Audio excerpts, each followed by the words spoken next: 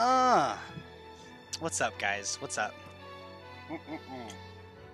What's up, Sailor? What's up, Rogue? What's up, folks? This is actually from... bummer, Sailor. You can't listen to this epic music.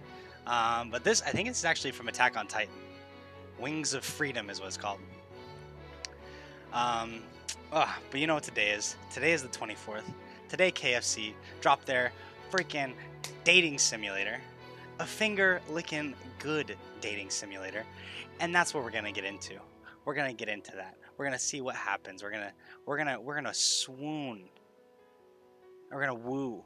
We're gonna woo. Let the swooning begin. Let the woo. We're gonna woo Colonel Sanders. That's what we're gonna do. Here we go. Here we go. Let's get on over here. We're just gonna jump right into it. I almost forgot that this game was dropping today. I was so disappointed in myself. So disappointed in myself when I...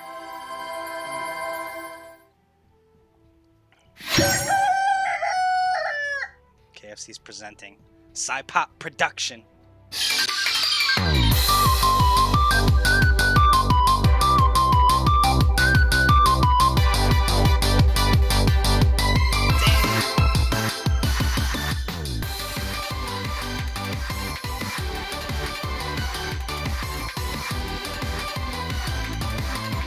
How can it not be?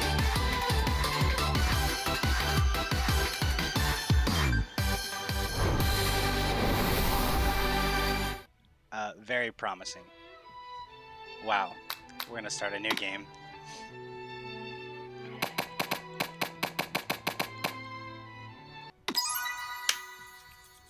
Love a dating sim.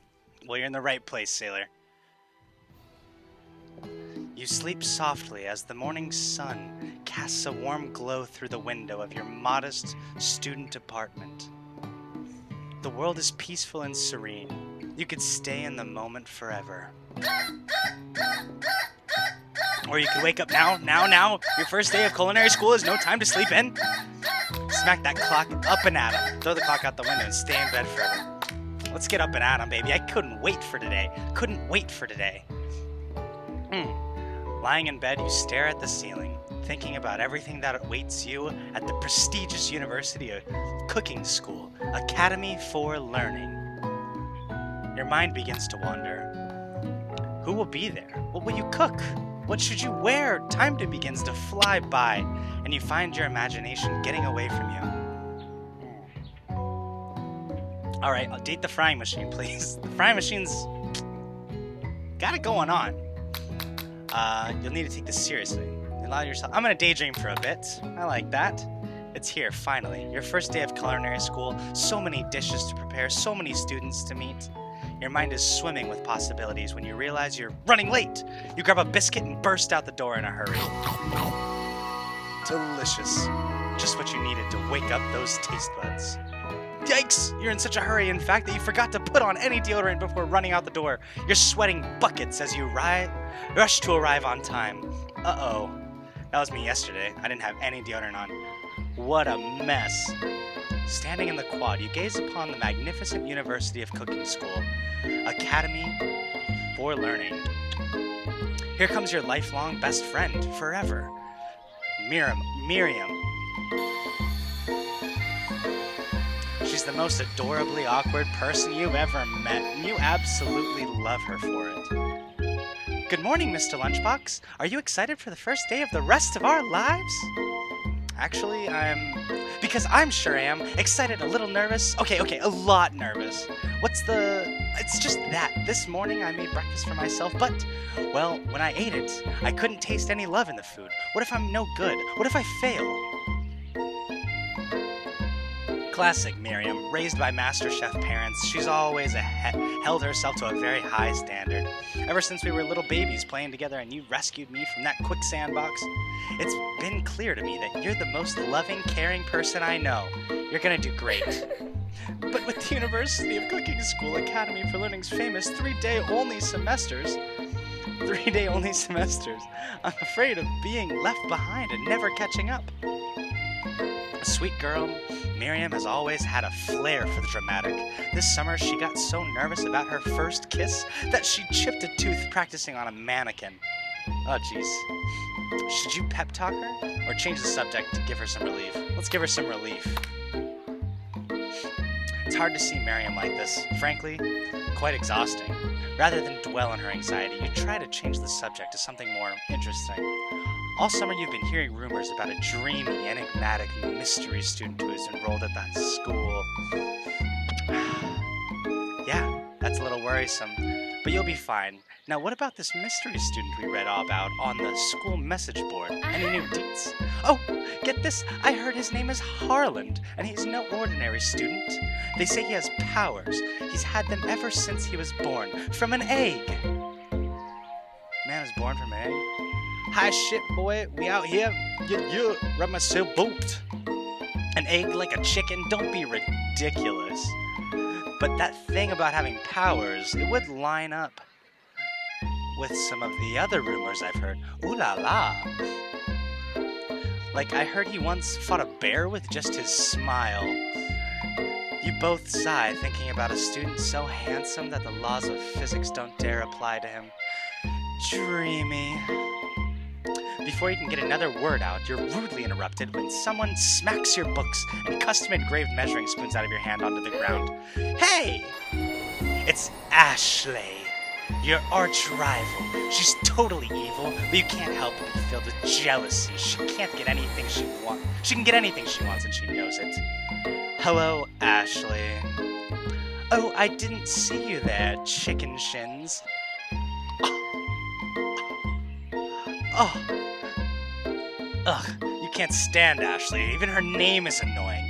You know her for a fact that it's actually Ashley, but she had to add extra letters to make herself feel better than everyone. If anyone here knows what perfect shins look like, it's us. We're not gonna let you or really weird insults get to us. Across the quad, you see Ashley's best friend, Van the Man has stopped to look at his own reflection in the mirror. His pants are so tight you can see him casually working out his glutes while he styles his hair. No lie, they're rockin' glutes. Ahem, Van. You ring. You've never been sure what their arrangement is, but as long as you've known them, Ashley and Van have been just as close as you and Miriam, but substantially more devious.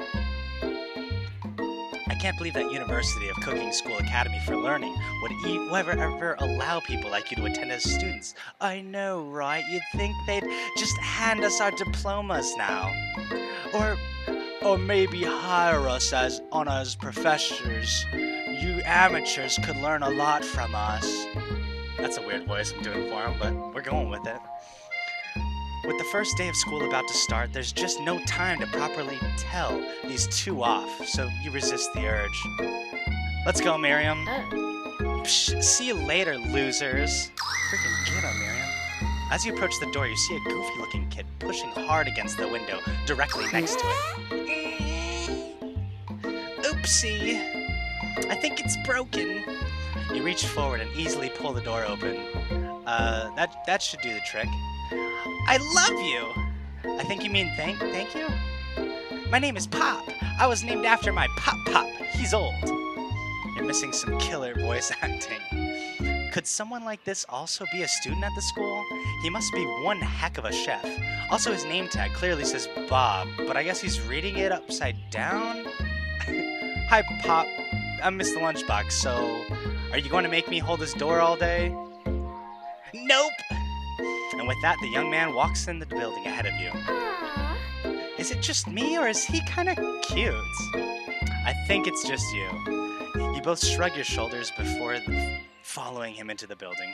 You stand at the edge of the room, unsure where to sit. Other students wander in and keep themselves busy chit-chatting. A scruffy-looking pooch takes his place at a podium at the front of the class. Adorable. No, quiet down, everyone.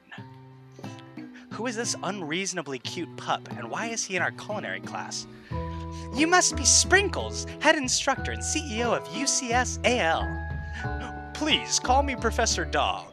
I may be cute and little and fluffy, but still, I demand respect. Woof. What? A cute dog is our professor? This is the best school ever! I guess only a dog's nose is capable of picking up all the nuances of fine dining. Out of nowhere, wind begins to rush around you as you swirl of cherry blossom petals fill the air inside the classroom. I'm chilly. Someone close the window. And then he walks in.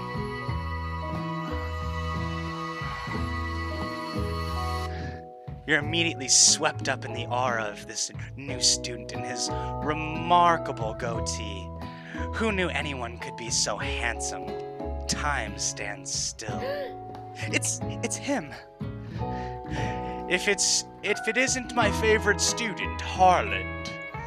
Colonel Sanders interrupts Sprinkles, sorry, Professor Dog, before he can finish his sentence. Please, call me Colonel. That's his voice. Colonel Sanders. A hushed murmur rolls through the classroom as Colonel Sanders walks down the aisle of desks. Suddenly, the room is sweltering. Sweat begins to bead across your brow. You feel like everyone is looking at you, and you're not entirely wrong.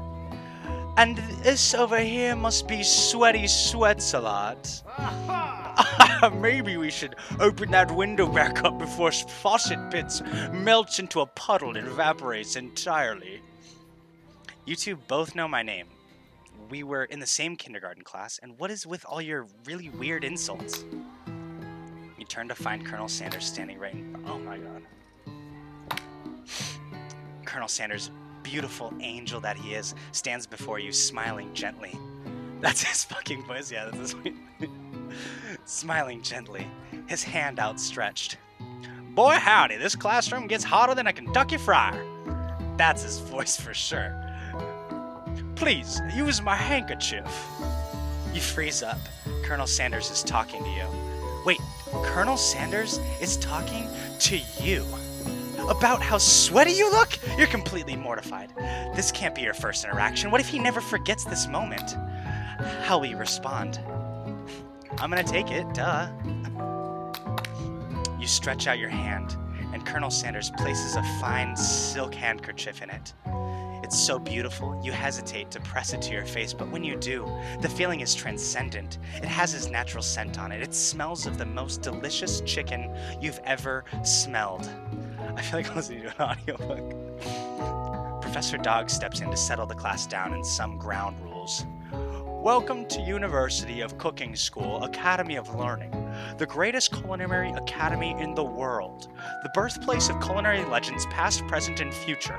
Many challenges await you. There will be tears, there will be blood. There might even be really adorable tiny food. And when all is said and done, there will be a battle. You will lift your sporks and compete in the broom cooking arena. I would hate that, yeah. Just then, another student enters the classroom and interrupts the professor's rousing speech. Hi guys, sorry I'm late. I hope everyone had a good summer. I really miss quiet. Late to class is bad enough, but interrupting my monologue, you're in the fast track out of here, young man. Are you sure you're even in the right place? Don't you recognize me? This is my third year in this school, with you as my teacher. Everyone stares at him blankly, smelling like chicken. that would be rough, but oh so nice at some point, right? Does no one remember me? You're expelled if you utter one more word before I finish. Let that be a lesson to you students that tardiness is unacceptable. Even Clank made it here on time, rolling halfway across town on his tiny wheels. You turn to see the student Sprinkles is referring to, who appears to be some sort of industrial kitchen appliance. These were... The class bursts into laughter. Oh, Clank, you rascal. Sprinkles walks in the classroom as everyone stands in silent obedience. When he gets to you, he lifts his nose in the air and takes a deep sniff. Your diet is lacking. Based on what I'm picking up here, you definitely need a multivitamin. You should be taking better care of yourself. You've never had a talking dog as a teacher before, but Sprinkles' reputation for being smart but tough is well known. You decide to try and butter him up by giving him a treat from your pocket. But what kind? A chicken snack, duh. You reach beneath your apron and return with a chicken snack in your hand. Sprinkle's eyes go wide as he locks onto it. His favorite! Well, I think there might be some competition here. I think there might be some competition for new star student. The furry professor immediately devours the snack, leaving your hands slick with a coating of warm doggy drool. Please bang clank. You see the other students eyeing you jealously, but pay no mind to them. If they wanted to succeed in life, they should have learned the importance of carrying a range of dog treat flavors on them at all times. Settle down, young chefs. Take your seats and prepare to have your minds opened to the amazing possibilities of culinary creation. As everyone rushes to claim their favorite seats, you're left standing at the front of the room. Only 2 options remain. Hey, Mistalunchbox, there's still a seat here. It seems that no one has claimed this seat next to me. If you're interested. Can you actually sleep with people? Shut the fuck up. I hope and pray. Oh, if KFC's done it right, that's what they'll have. Do I sit next to Colonel Sanders or do I sit my best friend? I don't want to seem like really overly into Colonel Sanders yet. You know, I think I'm gonna like kind of play it off and like sit next to my best friend and be like, oh no, it's cool. I've known her forever, bro. Like, it's chilling. Like, you're not the best looking fucking person on the planet. We're going by best friend. You move to take your seat by Miriam. I'm so glad to have you near me to support me through this class. Of course, you're my best friend. Who else would I sit by? Colonel Sanders, has such a magnetic personality, and there's a seat open right next to him. If you had sat there, you might have gotten to know him a little better. I'd never sacrifice our friendship. Yikes. Best friend, good call. That's why I felt the same way. I'd never sacrifice our friendship. Besides, I'm sure I'll get a chance to talk to him later in the semester. I've got 3 whole days. That's like a lifetime. So you say. But now that Miriam mentions it, that Colonel Sanders is just so darn dreamy. As soon as you've settled into your seat, the professor makes an announcement. Think fast, it's time for a pop quiz. Yay, a quiz about me? This incredibly important and surprisingly short quiz will tell me if you are ready for a life at culinary school. Keep your knives sharp and your focus sharper. Here comes question 1. If a train A is traveling to point B and train B is traveling to point A, how important is it to wash your hands before cooking? Extremely. Looking at you, Pop. That's right. Forest is to tree as chicken is to...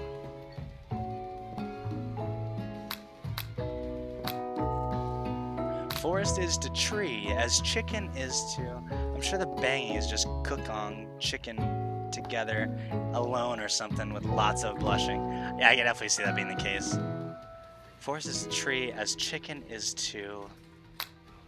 a slam dunk. That's wrong?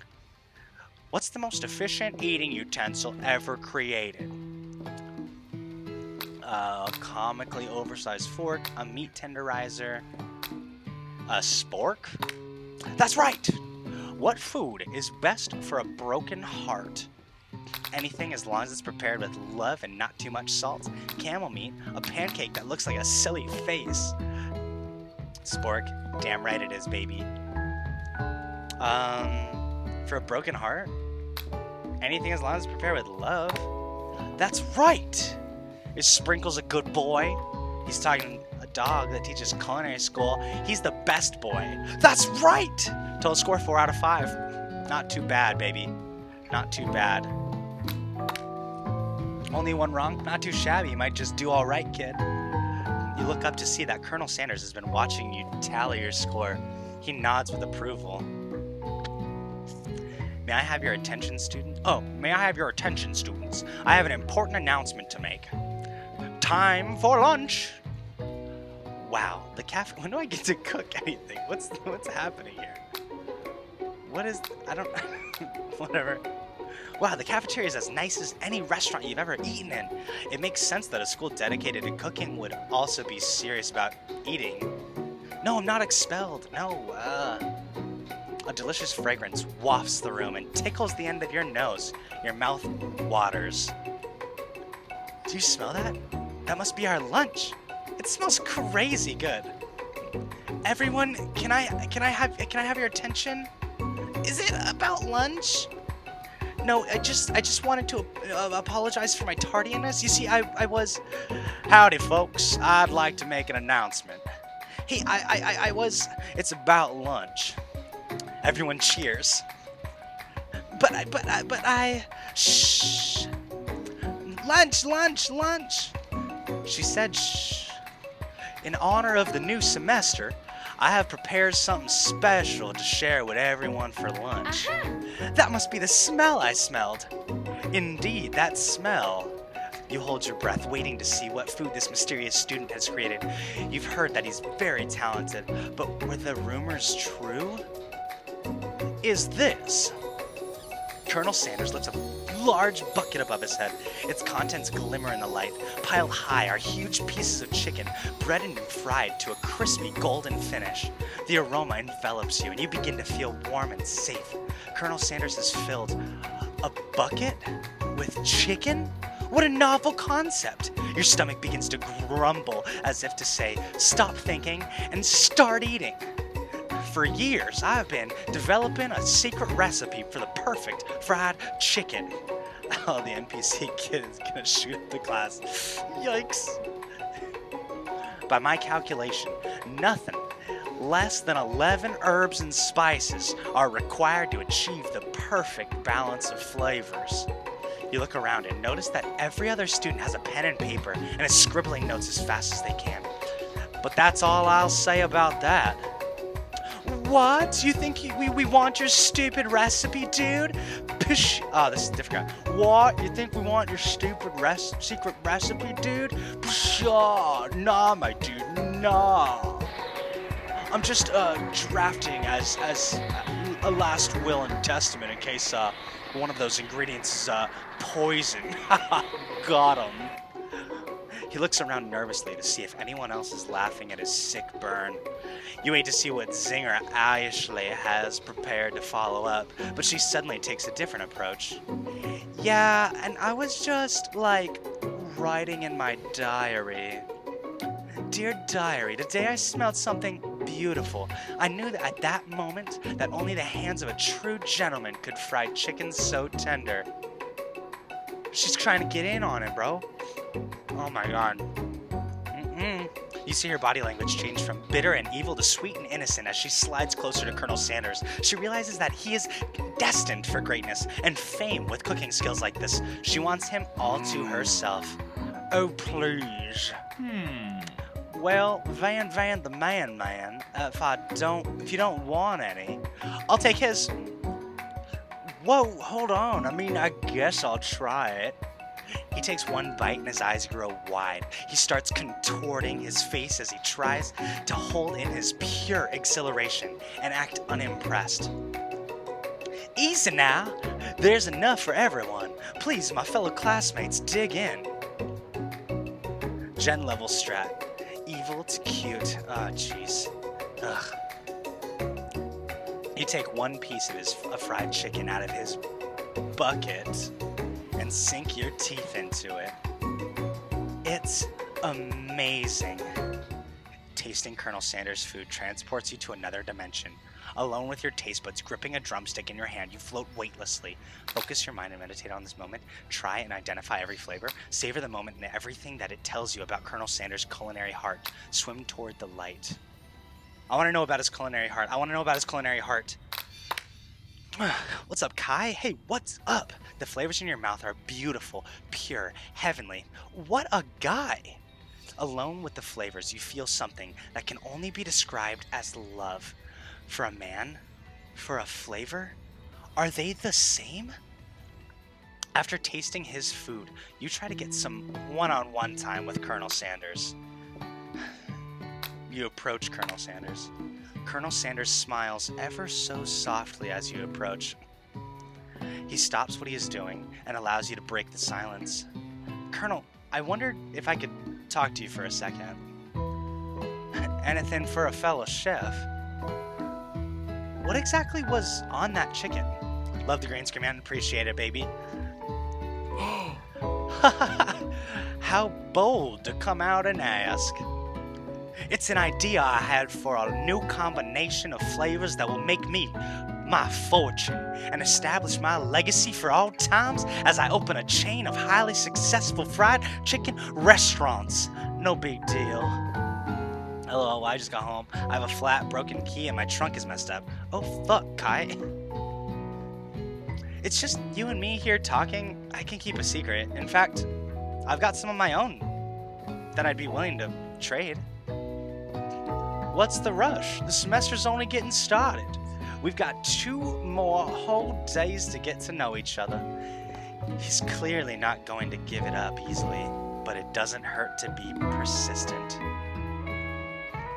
You know what they say about secrets, Colonel? Shouldn't learning be fun? Aw. You've got moxie, I'll tell you that. Colonel Sanders looks both ways to make sure you're truly alone, and then leans in. You can feel his warm breath as he whispers, "Just one ingredient, but you can't tell. I use blank blue de blah." Wow! You'd never have guessed that. In fact, you're not even sure where you'd get some if you searched. Why is it blocked out? While you're wrapped up in the huge revelation, you notice that Colonel Sanders has disappeared. While everyone else is still in the cafeteria, you decide to look for him. You find Colonel Sanders outside, standing in the quad. Oh, it's you again. Howdy. Sometimes I like to come outside and look at the old school buildings. I think about how my story will continue on after I've graduated. Sounds like you have big plans. I dare say the biggest. I will leave my mark on this world. You can bet on that. Alone together for the first time, you figure now is the perfect moment to show your personality to him. And again, to show your own strength. Wow him with a big idea to add an additional ingredient to really spice things up. Be modest but thoughtful, I think. I think so. Well, I just wanted to tell you that I really enjoyed your food. Now you've got his attention. The flavors were complex but comforting. The interplay between salty, savory, and peppery, it was perfect. I appreciate the compliments, Mr. Lunchbox. I'm sure you'll be a big success. I know we've only met today, but I'm starting to get the same feeling about you. We should head back inside. The next lesson starts soon. You step into the massive cooking arena where the afternoon lessons will take place. Each student gets an oven and all the tools and ingredients they could need. Look at this place, it's magnificent! Finally, we get to show our stuff. Wait a second. Oh no, we have to show our stuff. What if I totally blow it? Excuse me. Oh. You're not going to blow anything. Except maybe kisses to the crowd of fans you're going to earn with your signature, adorable, tiny food creations. Welcome, students, to the cooking arena. For today's lessons, we'll be cooking with partners. Hurry up and pair off. Naturally, Miriam looks over at you, but unable to control yourself, you pounce on Colonel Sanders. Hey, Colonel, would you like to tackle this lesson as a team? A team of 2? That is, me and you, if that wasn't clear. Want to be my partner? Aww. Sure, Mr. Lunchbox. I'll prepare our station. Without you as a partner, Miriam is left standing all alone. 2 different students quickly take notice. Hello, new partner. Beep bop boop beep. Oh my. 2 potential partners? I'm so sorry, gentlemen, but I don't know who to choose. It looks like you'll have to pick for her. Friend duties can be a little awkward, but that's the price you pay for not being alone forever. Who do you want to ask to be Miriam's partner? Clank for sure. Keep him in the circle, you know. Don't worry, I wish I could. That's why I'm putting Clank with Miriam. I'm putting Clank with Miriam, Rogue. Don't worry, that's what about Clank. Sorry, Pop, but I think Miriam will be better. We'll be partnering with Clank today. It's okay, I already ate. It's not entirely clear if Pop has any idea what the point of school even is at this juncture. Clank is clearly excited to have some attention. He heats up and begins to roll back and forth. Uh-oh. Warp, warp, warp. Hold on there, fella. We don't even know what the assignment yet. Technically, Clank might not have a face, but there's something charming and earnest about him. Psst. Tissue? I hardly know you. Clank judders and a panel shakes loose. You get the impression that this is a sign of affection. Look! Looks like you two will be fine. Now it's time to focus on your own cooking classwork. Alright, you two. For today's lesson, we're going to keep it simple. Pick a basic dish and divide up the steps. No chef is an island. It takes 2 flints to make a fire. You get the idea. Which dish do you suggest to your partner, Colonel Sanders? Steak tartare seems easy enough. It's fancy and you don't even need to cook it. Using octopus will blow Colonel Sanders' mind. Your grandmother's mashed potatoes and gravy. Grandma's mashed potatoes and gravy. Easy. I've always been something of a down-home chef. I was thinking we could make something warm, inviting, comforting. Maybe mashed potatoes? And gravy? I couldn't imagine one without the other. Colonel Sanders casts a coy look at you, causing your whole face to beat red. Embarrassed, you quickly turn away. Sitting on the bus judging what's on my screen hard. I'll go get the potatoes. No, please let me.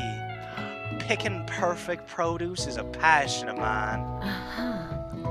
Looks like things are getting pretty fresh around here. Does someone have a crush on Colonel Sanders? We're just cooking partners. Mind your own business. Sanders' heart is my business, and you'd better keep your fingers off of my man.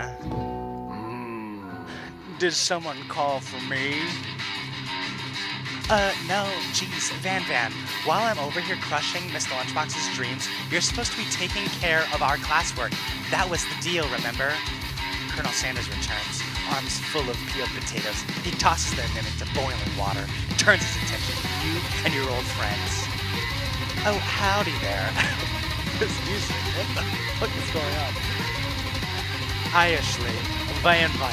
Are we working in a quartet instead of a duet now? Actually, no. It looked like Mr. Lunchbox was struggling, so we offered to give them a hand. You know how it is. These young amateur chefs need a lot of mentoring. I was gonna say, Colonel Sanders, maybe I could also teach you a thing or two. About fancy food. Maybe one day you might be able to get up to my level. Doubt it. Don't be rude, Van. Personally, I have no doubts whatsoever about Colonel Sanders' ability to concoct creations worthy of admiration. After all, your fried chicken was spectacular. But Colonel, if you ask me, I might make a better partner for you than this thing that has positioned itself at your station. Don't you feel deep down that we cast complementary shadows? We fit together like a thigh and a drumstick. It just makes sense. Nothing about this makes sense, but one thing is clear. She's coming for Colonel if you don't watch out. Ashley is really going at you hard. You need to ask for some backup here before things get ugly. Turn to Colonel Sanders, hunk of hunks, in your time of need. Turn to Miriam, your forever bestie who always has your back. Colonel Sanders is right here. I'm here to learn and express myself via my cuisine, not bicker with prima donnas. Partners were chosen at the beginning of class, so let's all respect the format, okay? Turn to Colonel Sanders to confirm that you're on the same page. I choose Colonel Sanders, and Colonel Sanders chose me, isn't that right? A businessman respects all fair agreements, from contracts to handshakes. I took on Mistalunchbox as my partner for this activity, and I stand by it. Based on your team's behavior, I'd say you're perfect for each other.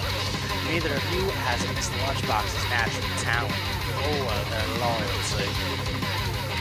Being defended by Colonel Sanders leaves you feeling proud and full of potential.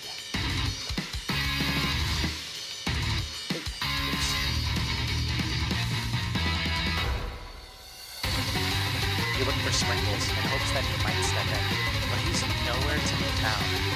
Darn those cute corgis and their short but sturdy stature. You look down at your station and realize that, in the tension of the moment, your hands have been cooking on autopilot. Distracted by the drama, you've already crushed the boiled potatoes into a perfectly creamy mashed texture, with plenty of butter and cream for flavor. It's as if your natural passion guided you through the steps you know so well, while your attention was elsewhere. I know just what to do. Colonel Sanders extends his hand. He's holding a beautiful white porcelain gravy boat, out of which pours a smooth brown gravy, smothering your nearly finished potato dish. The game music got really loud and intense. Yeah, it did, dude. I don't know what was going on. Gravy flows down the mound of mashed potatoes. The results look spectacular. Granny would have been proud. Colonel Sanders holds a spork out to you. You reach out and grab a hold of it, but he doesn't immediately let go. The two of you stand holding the same spork, and for that small moment, all of the madness and pressure in this crazy world stops. Your eyes lock. The moment is electric. Time stands still. If you love something, set it free. Together you dig the utensil into the mashed potatoes and lift a heaping sporkful up when you see Ashley with a sinister look. You know she's plotting against you to be with Colonel Sanders. And then, filled with rage and without thinking, you fling the sporkful of mashed potatoes right into Ashley's stupid, beautiful face. Van, do something, do something. I didn't want to do that. Why did I do that? Scooping up a fingerful, Van tastes the dripping mashed potatoes and gravy and realizes that it's delicious. Horrified by this revelation, he slinks away. Will he ever be able to cook something with so much love and integrity? Hold on right there, Mr. Lunchbox. We don't waste food in the broom cooking arena. Colonel Sanders, I expect better from you. If you throw one more spoonful, both better be prepared to eat it from wherever it lands. Can I have potatoes, face? Van rushes back over, covered dish in his hand. Mashed potatoes with gravy, pathetic. In just a few minutes, I've prepared a full meal. Gaze upon my specialty, braised tentacle of octopus in my silky saltwater sauce, plated on a battle axe blade forged by my supreme chef ancestors. You've ignored me for too long. That ends now. It is I who will have first bite, and you all will look on with envy. The interrupting student rushes at Van and swipes a bit of his signature dish right off his plate. No, don't! Something about this dish doesn't strike my nose quite right. I think the octopus was rushed and may have turned into the process. The results could be toxic. Too late. It is 50. I think I left something in the oven. I don't feel so good. It killed him! Everyone step back. Don't take another bite. When you look back at the plate, the rest of it is gone. You notice the tip of the tentacle being slurped in Pop's mouth. Pop winces in pain for just a moment, then is almost immediately back to his oblivious self. Oopsie. Tastes like poison. The entire class is gathered to watch Pop's final moments. Shock has frozen the whole crowd. They are as motionless as a statue. The class bell rings, disrupting the moment and snapping everyone back to reality. It would appear that Pop's enthusiasm for trying new things despite obvious danger has inoculated him against poisons of all kinds. I'm not sure the professors here make enough money. Hello, I just turned into a ghost over here. Seeing that you're shaken up by that really annoying student and all his nonsense, Colonel Sanders approaches you. I'm sorry you had to go through that. Please, let me walk you home. What? Like for real? Come on! You follow Colonel Sanders out of the room. At night, the school building has taken on another vibe entirely. It's dark, and more than a little spooky. Colonel Sanders stands in the quad's neon glow and speaks softly. Those mashed potatoes you made in class today? Before you go on, I want you to know, they're not a great representation of my skills. I didn't even realize I was making them. They were amazing. Tasting them, it reminded me why I became so passionate about food to begin with. Colonel Sanders is getting choked up. Cooking is obviously important to him in a way that you find is inspiring. Now might be the perfect time to tell him you're developing feelings for him. Colonel Sanders? Yes, Mistalunchbox? There's something I need to tell you. Hold it right there! There's something I need to tell you first. Oh, geez. You see, when I was just a boy, I had a dream that one day I would be the greatest chef the world has ever seen. And every day since, I've been working toward that dream, and day and night, never stopping, never resting. Also, lifting a lot of weights, like so many weights. We should follow our dreams with all our hearts, with that our souls may grant them like wishes floating on a shooting star. Ooh. Hey, no, you. Shut up. I'm the only one here say inspirational stuff and be the star of the story. Are we forgetting that your cooking literally killed a guy? You can't prove that. I also saw you kill the guy. What was his name? Somewhere in the distance you hear a long, sad sigh. Forget him! We're talking about me. I'm the hero! This fork monster is here to fight a hero! I think I left the fridge door open. Later, nerds.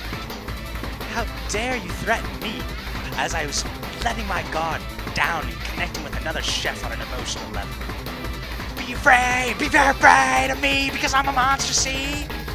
Is he rhyming on purpose, or is that just a coincidence? Before you can discuss syntax any further, it's a turn-based fight sequence. What will you do? Attack. You decide to go on the attack. Which attack will you use? Cook with love. Cook with love does 1 damage. It just got real. That attack really upsets Spork Monster. Spork Monster goes on the attack. They spit hot gravy at you. You take 1 damage. I'm attacking again. You decide to go on the attack. It worked last time, right? Cook with love. Cook with love does 1 damage. Spork Monster won't forget this. Spork Monster is really feeling threatened by your attack. Spork Monster focus their mashed mind and draws an energy from Mother Earth itself. They grow larger and more intimidating. How will you respond? Defend. You decide to defend. Which defense will you use? Trepidation. You hold your head between your hands and mutter, "This is not happening. This is not happening." Spork Monster is no quitter. Buffed up and ready to rumble, they go on the attack once again. Spork Monster uses old utilitensile. You take 2 damage from the attack. If you take much more damage, you're not going to survive the battle. I gotta attack. You decide to go on the attack. Cook with love, baby. Cook with love does 1 damage. Spork Monster is oozing cheese sauce onto the lawn of the quad. I wonder who's going to have to clean that up. Feeling vulnerable, Spork Monster prepares for its ultimate attack. Rounded edge. Bye, villain. Your reign of terror stops here. Colonel Sanders summons the energy of 1,000 chickens. Pop, power pinch! Pop, power pinch does 10 damage! Spork Monster is defeated. You saved me. An injured Spork Monster spews steam into the night. Or get mercy, finish him. Spare this wretched beast. Jesus, where'd this grotesque lump come from? It's Spork Monster, Grog! We'll spare him. You manage to tamp down your disgust at the sight of this gnarly beast long enough to realize that he is still a living creature, a pure soul who deserves your pity, not your wrath. Begone, beast, and don't you dare come back for a follow-up encounter tomorrow. I won't forget this, and I certainly won't be back like you said. The Spork Monster scuttles off into the night. The defeated monster left behind a special item. Fuck, they make a lot of money. Looks like an evil spirit born from pollution and gluttony coming back to punish KFC. It appears at first to be a cookbook, but upon closer inspection, it's a book of magic spells with a golden chicken on the cover. You open the cover and find a library card tucked inside. The last name to have signed it out is Borko. Borko. That name sounds strangely familiar. Your blood is pumping as you stand in the quiet of the night, holding the mysterious book in your hands. As you come down from your battle buzz, you realize that your final attack has left you completely depleted. The world around you begins to fade away. Without any energy to keep your eyes open, darkness overtakes you. The image of Colonel Sanders flashes before your eyes as you fall asleep. He must have helped you get home. In your tired state, you don't know if you could have made it without him. What a guy. You want to thank him, but you don't have the strength to utter a single word. You feel your covers being pulled up over you as you are tucked in tightly. Good night, my Colonel. In your dream, you're together with Colonel Sanders. For some reason, Sprinkles is also there, instructing your love. Dreams are weird.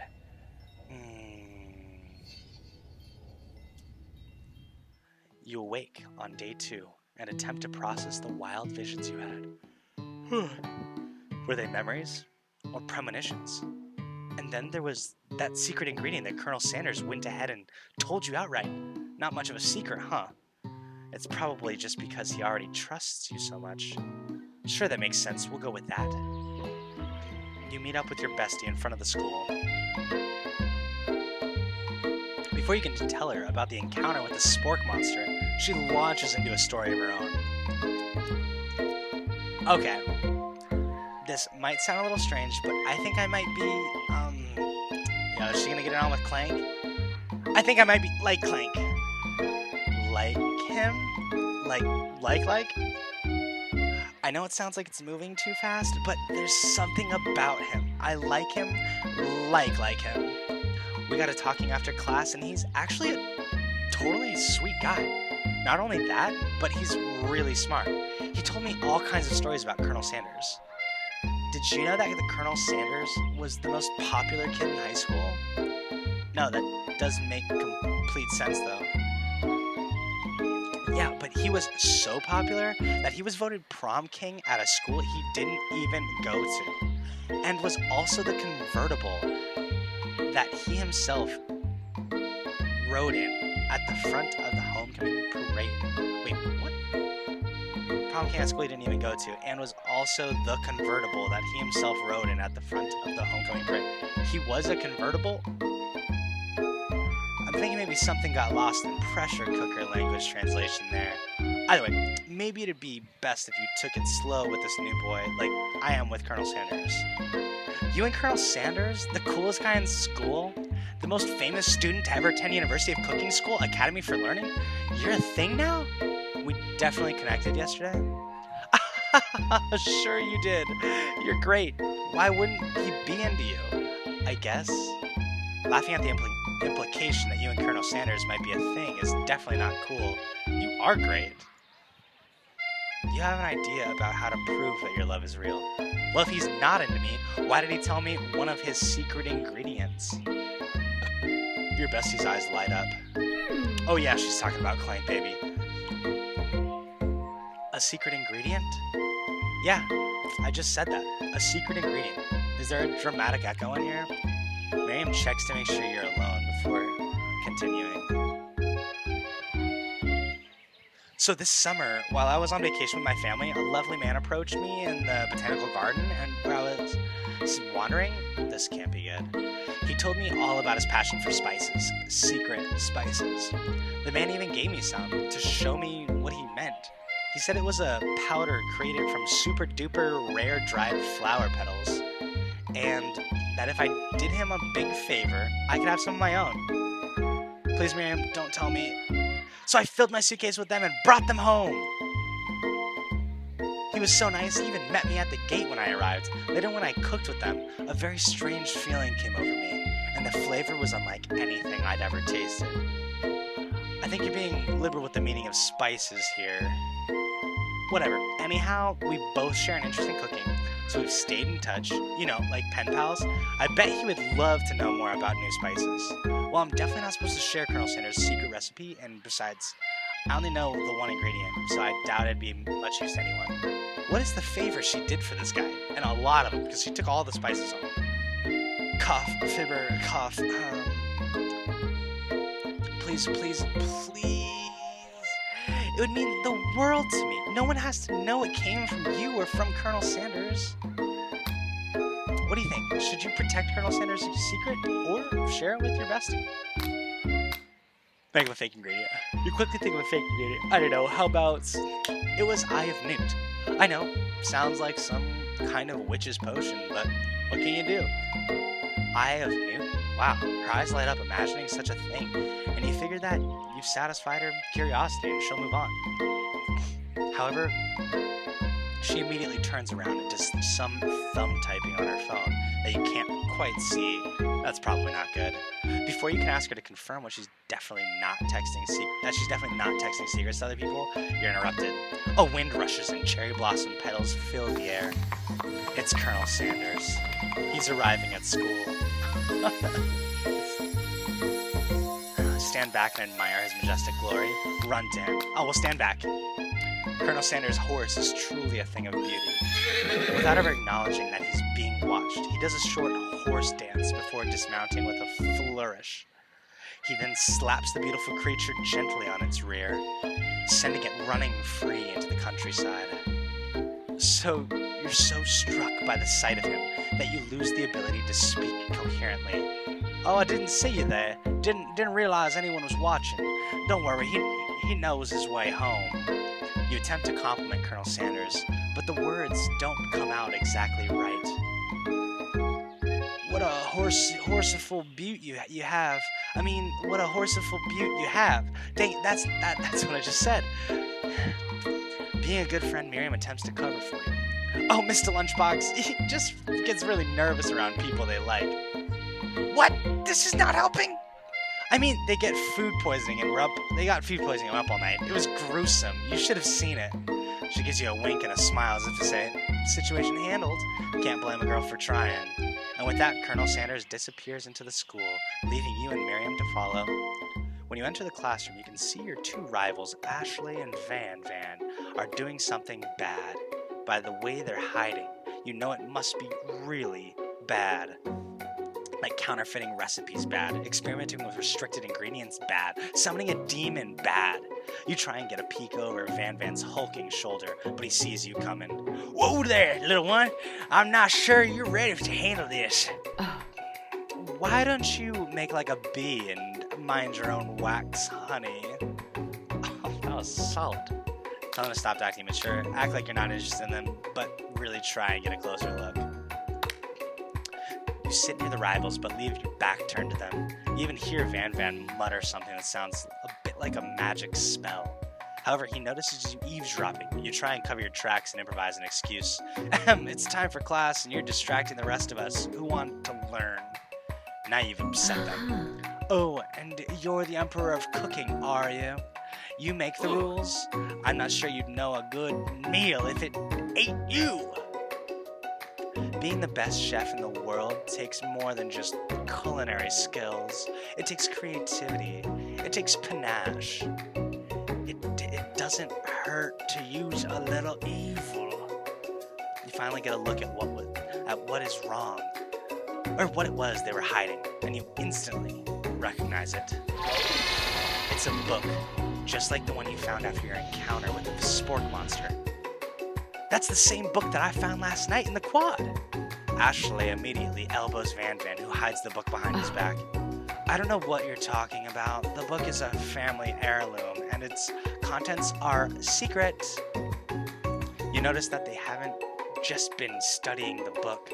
They've got Pop pinned to the wall, and they're tossing potato skins at him as he tries to catch them in his mouth. We're playing! Before you can dig in any further, you're interrupted by the arrival of more students. It's almost time for class. Beep, beep! Clank must be running late. He's in such a hurry that he rolls right over Van's meaty foot. Hey, watch it, you bucket of bolts! You watch how you talk to him. He didn't do anything. Bzz, bzz, wah. What do you think you're talking about? I've never heard such a language. Not even from a stand mixer. Wah, wah. No, your mother was a stand mixer. Where's Bzz? Van Van jumps to attack Clank, but Clank shocks Van Van, sending him flying across the room. Protect me, Colonel Sanders. These crazed men are about to come to blows. I think it must be over me, but I'm not interested in either of them. Ashley's tone was completely changed in an instant. She bats her eyelashes at Colonel Sanders. Surely he must know that this is a ruse, right? Gentlemen, get a hold of yourselves. Save it for the arena at least. Or don't. Honestly, what do I care? I've got lofty career aspirations to focus on. Maybe I can help you with your business plan. Just then Sprinkles arrives to signal the true start of the class day. He's panting, which doesn't seem that abnormal. He's a professor, but he's also a dog. Students, please take your seats. I apologize for my late arrival. I spent the morning chasing a car all around town. My tiny legs are very, very tired. But I'm here now, and I hope you're ready to learn. Rub his furry dog belly. He loves it. After he catches his breath, Sprinkles regains control of the classroom. Without further ado, we'll review the global history of my favorite fowl, the chicken. You want to pay attention to the lesson. Truly, you do.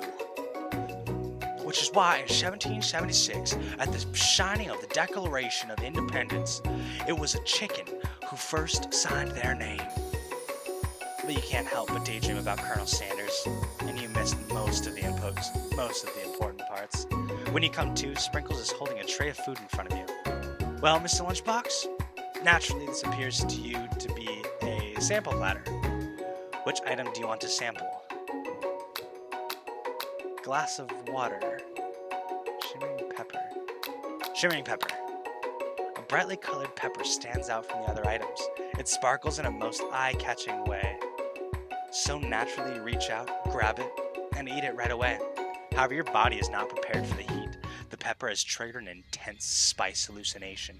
It feels like forever as you trip through the universe. My friend, oh. This guy again? I'm here to give you an important message. Ooh, you must avenge my death and fulfill your destiny. All you must do is... I was saying to fulfill your destiny, all you must do is... Sorry, I think I've still got some spice stuck in my throat. It's fine, I'll work through... to fulfill... the prophecy... You must... You feel yourself begin to regain consciousness. Oh, man. You come to and find everyone staring at you. That pepper was the last of its kind on Earth, and now it's gone forever!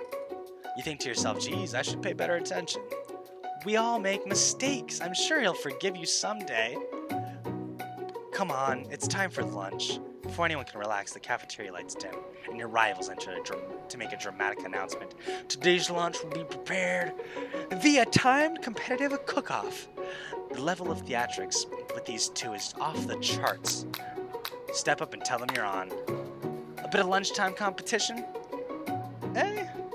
Count me in. If I have to wipe the tables with you fools, before I set my lunch down on it, and so be it. I'm not the fool. You're the fool. Good one, Van Van. I like your gumption, Mr. Lunchbox. I'll be watching your performance.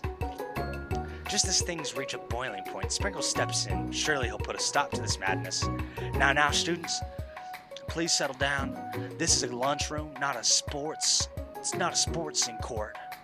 Finally, a little tense, you breathe a sigh of relief. At least not until we turn on the timer!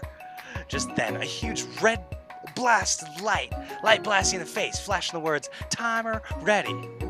That's what I'm talking about. Aroo! I stand corrected. The hard way builds solidly a foundation of confidence that cannot be swept away. And that's an original quote by me, in case anyone was wondering. I hope its message lifts you to victory. Like a diamond, I was formed under pressure, and now is my chance to shine. Wise man's wrist broken, LOL. I missed it. Damn, I'm gonna have to look at it. I will defeat you. You had his chicken, and you made mashed potatoes and gravy on day 1, and you're feeling like you can really impress him again here. It's time to boil some water for the potatoes. Think fast, it's the timer. The timer runs down, you'll be forced to pick randomly. What temperature do you boil the water at? I didn't even read the first, I didn't realize it. 100 degrees Celsius, that's what we're doing. That's right. But how would you have gotten to this school without knowing that? Winner gets to rub my furry belly. And let that enticing offer motivate you. You're going to need to season this chicken before you cook it. You don't know Colonel Sanders' recipe exactly, but you have an idea. How many herbs and spices did he say you used? 11. That's right, you might not know all the ingredients yet, but at least you're headed in the right direction. Tail wagging intensifies. Now that you've got some basic steps going, it's time to elevate your craft. What state of mind offers the most flavor? Trust. Yeah. That's wrong, damn it. I'm begging you to get it together. Get it? I'm a dog. It's never the wrong time for some dog jokes. Next question. Your classmates are rooting for you, but Ashley is simply stronger and faster than you. You better pick up the pace if you want to survive. When you were a child, your father told you to never forget where you came from. Every day, you meditate on his advice and draw energy from that place. Now, would be a great time to harness the energy. So where does it come from? That's right. This is your shot, and you're not going to miss it. You try to shut up noise in the arena and focus on your cooking. What is the sound of success? Silence? Sizzling? Bubbling? Damn it! Don't make me get the spray bottle! Alright. You notice Colonel Sanders out of the corner of your eye. I believe in you, Mistalunchbox. He's actually cheering you on. Which would be awesome, except knowing he's watching you makes you totally forget what you were doing. Now all you can think about is Colonel Sanders. How many spoonfuls? Oh God! She's blowing me a kiss! What are you thinking? Get your mind back into the competition! Grr. You're stranded on a desert island with only one dessert cookbook. Which do you take? What a hunk. I know, right? You know what? Shouldn't you be focused on the challenge? You're failing. Falling behind. What does that have to do with crafting spectacular fried chicken and delicate bits? Oh God. Woof. You're really struggling to keep up. At the next station over, Ashley has already begun plating elements of her dish. It's colorful and complex. To make up time, toss your biscuit dough into a stand mixer as you do. The crowd gasps. Yikes! Spss. I know you would love nothing more than seeing a fellow appliance utilized in a kitchen battle, but sometimes that means sacrificing the personal touch. Word. You might not have hands, but Mistalunchbox does, and a good chef needs to be touching the dough to know when it's properly mixed. This game reminds me of Dream Daddy. Speaking of Dream Daddy, we're tight. He was just here. There's an easy way and a hard way. You don't get far by the easy way. When you hear everyone talking, you realize how serious your error was. You immediately shove your hands into the mixer to rescue your dough before it's overmixed. Mistalunchbox, no! But you're not fast enough, and your hand gets stuck. It's immediately crushed by the quickly spinning beaters. There's no way you'll be able to use that hand for the rest of the match. Colonel Sanders shakes his head in shame. What you often find is that easy way can turn out much, much more difficult. Everyone stop what you're doing right now. The battle is over. It can't be. I was so close to finishing my dish. Sweetheart, look at your hand. You simply cannot go on. Ah, too bad. And here I am with a completed dish, ready to serve. Surely that makes me the winner by default. No, it wouldn't be fair to compare the two on account of Miss Lunchbox's injury. You see, Sprinkles begins to lick his doggy chops as he locks onto the dish. But I suppose you should at least tell us what you prepared. Well, because I'm the sweetest, I skipped straight to the dessert. Under this white chocolate dome, you'll find a wide array of delights, taking you on a journey of flavor that tastes so good as it tells a story of excellence. Not that you'd call Ty Daddy home. I was going to ask Mr. Lunchbox to do the honor, but since you're injured, I'm afraid that pouring this creamer of delicate hot chocolate sauce might be too difficult. Colonel Sanders, if you wouldn't mind lending me your strong, steady hand. Colonel Sanders pours the hot chocolate sauce on top of the dome, causing it to melt away, revealing the ingredients hidden within.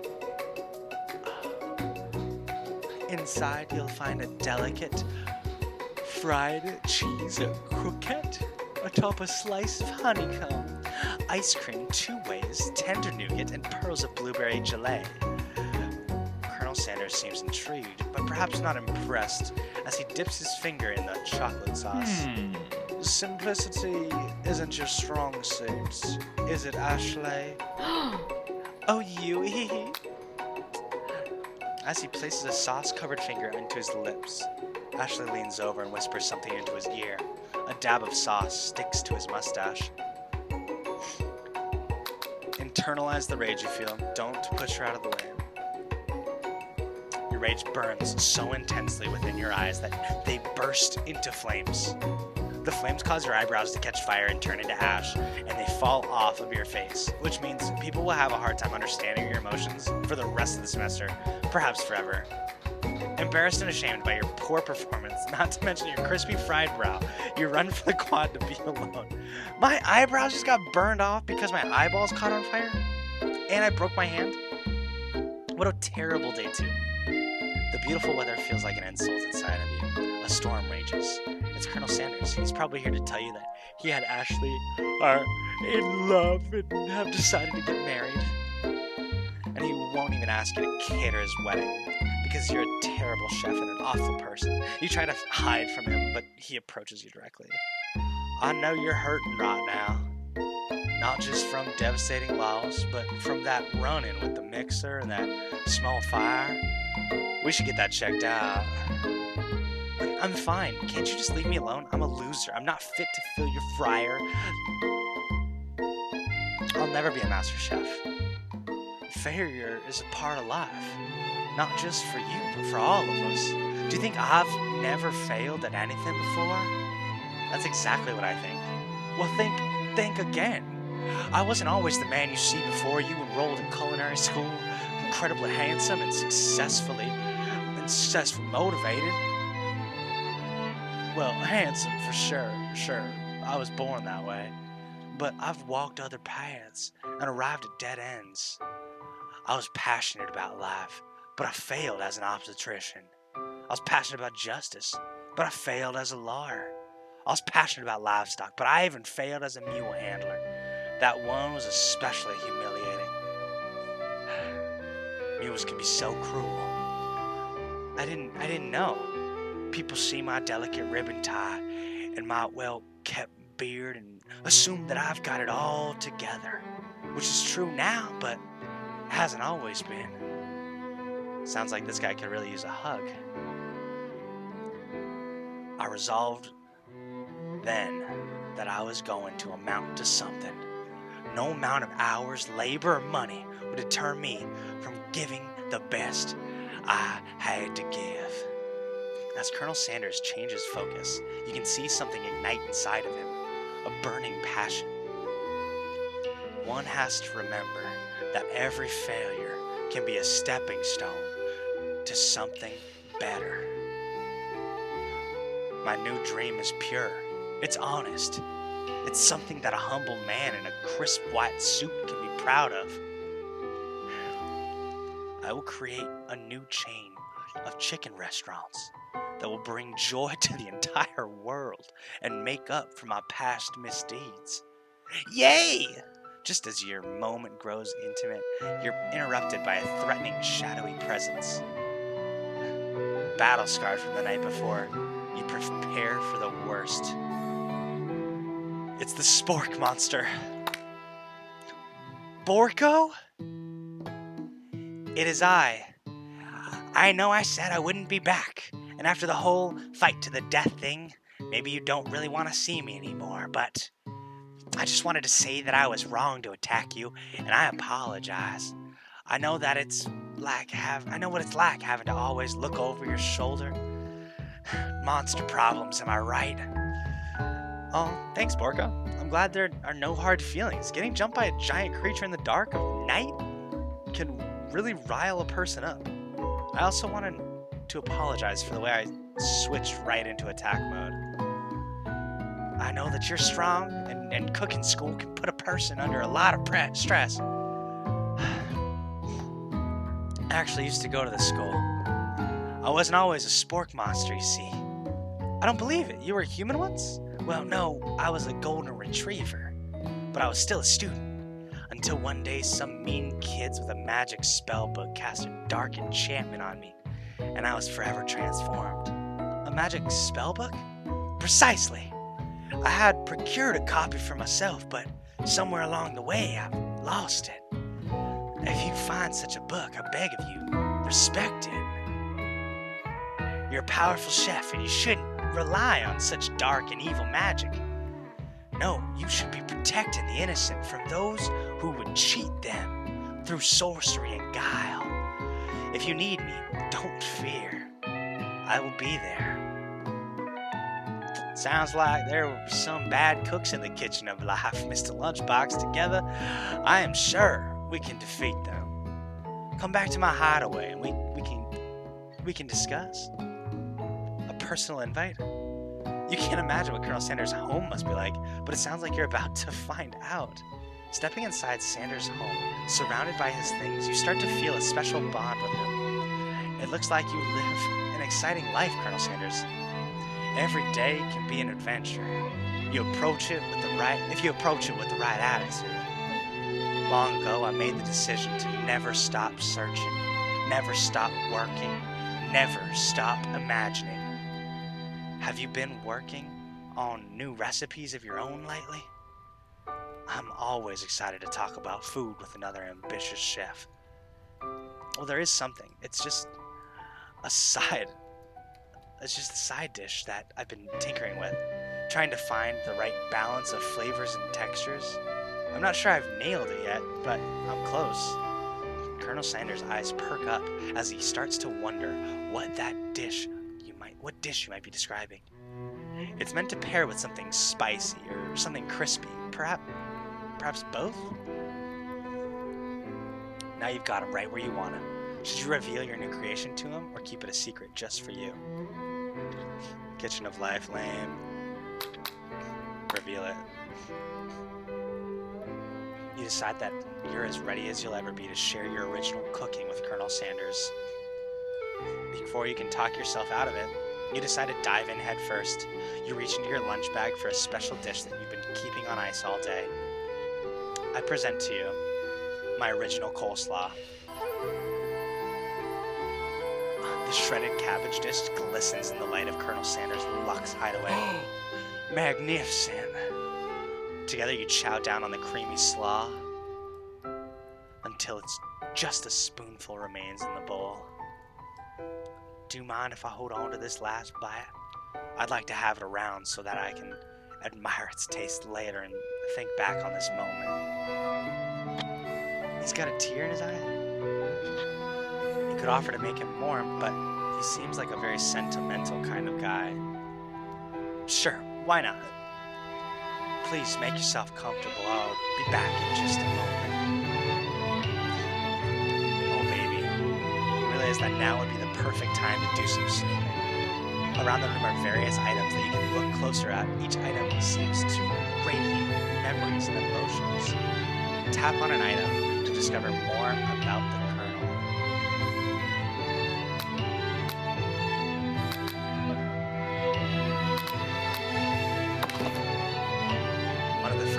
shows an old man who looks a bit like Colonel Sanders standing with a friend. They hold fried chicken drumsticks and appear to be cheersing them. Do they?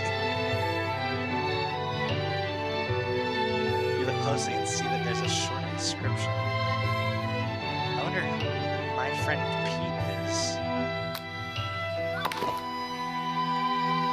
The photo appears to be Colonel Sanders, except he's an old man visiting the pyramids of Egypt. Maybe this is where he discovered one of his secret herbs and spices. Together you toss the salad.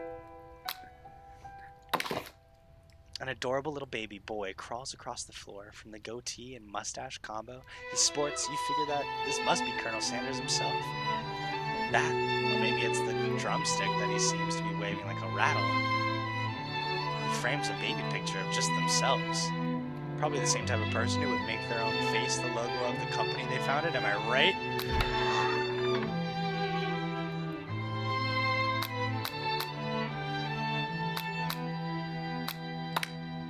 A lock of silver hair is woven through the teeth of the comb. Upon further inspection, you realize that the hair therein isn't just silvery in color, it's actually made of spun silver. Wow. Take a closer look at a large urn sitting on a nearby pedestal. There's a plaque on it. It's dusty, but when you wipe it off, you can read the inscription. It says, "Here lie the ashes of all my past careers and business failures." Poor guy. A scented candle. You pick it up and try to identify the smell. Power tool? Freshly starched collar? Piece of wood floating in a lake? Summer of '69? No, it's one of the secret recipe ingredients. It's... Tap on it. Okay. You notice a very realistic stuffed chicken sitting on a corner table. When you pick it up, you realize it isn't just realistic, it's real! Taxidermy? Must have been important to Colonel Sanders when he was alive. A little note clipped to the chicken's foot reads, "The true state bird of the great state of Kentucky. The secret spice is ashes."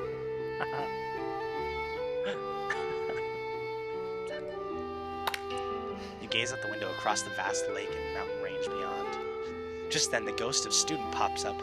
"Are you thinking about heading out into the world on a quest to avenge my death?" Wait, what? I never even learned your name. Why would I avenge you? I could just tell you my name right now. It's can't you see I'm in the middle of something? You open the window and a crack in the ghost of student is swept out with a breeze. This must be where he keeps the secret recipe. You think for a moment, what number is important to Colonel Sanders? Then it dawns on you. As soon as you turn the dial to 111111, the safe opens. Inside it, you find a single note. Can chicken be prepared sashimi style?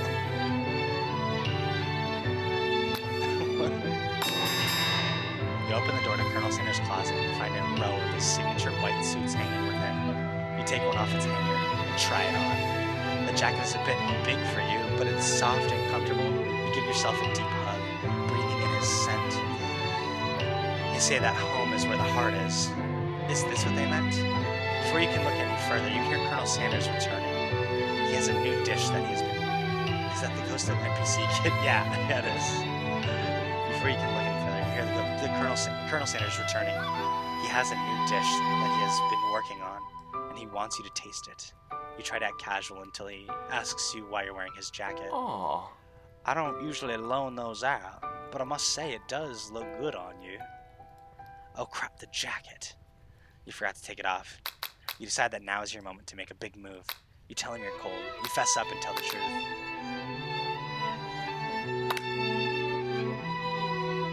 Whoa. This isn't that kind of game. Oh, come on.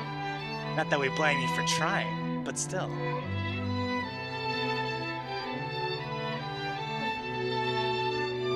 What? Game over?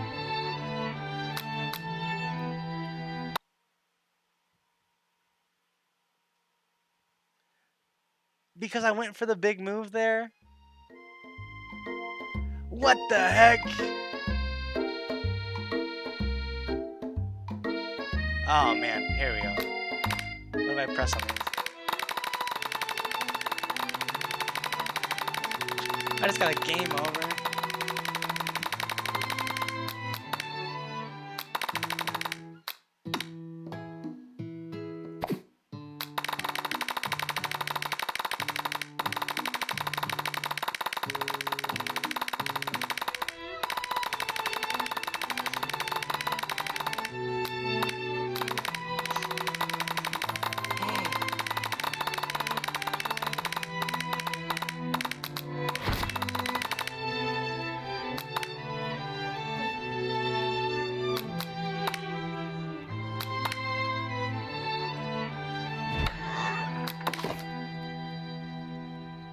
Wait, you got thirst trapped? Yeah, I did. They got me, dude. I thought it was a good ass moment. I'm there in his jacket.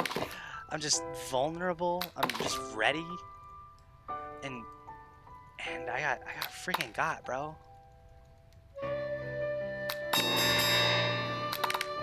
Aw. I'm cold. I'm so sorry, I didn't mean to intrude. I just got a little cold and thought this might warm me up. Colonel Sanders smiles and scoots close to the fireplace. Well, that was a giant cock that just popped up. Oh yeah. It's warm by the fire. Why don't you come a little closer? See, he's putting moves on me. What do you mean that was what the? My bad, I mean chicken. That was a cock. And suddenly, everything feels like it's moving too fast. Final exams are tomorrow. You should be thinking about what you're going to cook. I should be home studying. It's really just a visual novel, not like an actual dating sim. Oh, it really is. It really is. The thought of leaving Colonel in the midst of such an emotional breakthrough gives you pause. You stop yourself. Colonel? Yes, Mistalunchbox? I honestly think this may be the beginning of something wonderful. I think you're right. We should take things slow. You talk late into the night and drift off into a slumber. Dream sequence! You awake to a beautiful morning in Colonel Sanders' hideaway. Did you make the right decision on how to respond to Colonel Sanders? Only time will truly tell. Today is a day that could change the rest of your life. You think about the new secret ingredient you just learned about. In some jurisdictions, blank isn't even legal. But if the recipe is a secret, how will they know? I mean, not really. Play more dating sims and you'll know. You're the expert. Fair enough. Your thoughts interrupted when Colonel Sanders emerges into the room. I feel like there's usually more options or like times for, choice in dating sims though. He's holding a gorgeously plated breakfast and your mouth waters at the sight of it. Here's a simple breakfast I just whipped up. It's meticulous. You taste Colonel Sanders' food and it takes you on a journey. When you return, he's waiting to ask you an important question. So, would you say that we're the perfect match? How presumptuous. My cuisine and your taste buds, that is. Those are my boyfriends over you. Such confidence, such grace. Could he be the world's greatest gift to cookery? Yeah, agreed. Yeah. I'm gonna take him down a peg. It's good, but my mom made better. Colonel Sanders' expression grows serious. Did your little jab land too hard? Colonel, I know you're going to say, I need to be better if I'm going to leave my mark in this world. A single tear begins to pool in the corner of his eye as he gazes out the window. And with the right business partner, I know I can't fail. Business partner? Could he be talking about you? It's all happening so quickly. Overcome with emotion and confused by your feelings, you're on the verge of tears. Unable to speak, the only answer you can find is to run out the door and get home. There's still one more day of school after all. The University of Cooking School Academy for Learning waits for no one. You get home to find something very surprising. Your best friend is there waiting for you. Where have you been? Because I had one heck of a night. I've been desperate to talk to you about it. But I couldn't find you.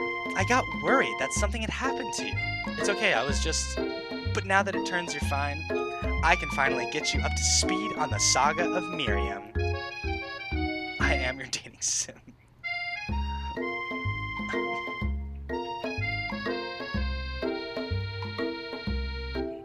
Sure, you will not believe what happened to me after school yesterday. I went on a date. I think I can believe that.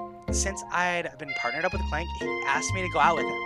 Of course I told him you'd better keep your dials turned to polite and respectful. I'm not that kind of girl.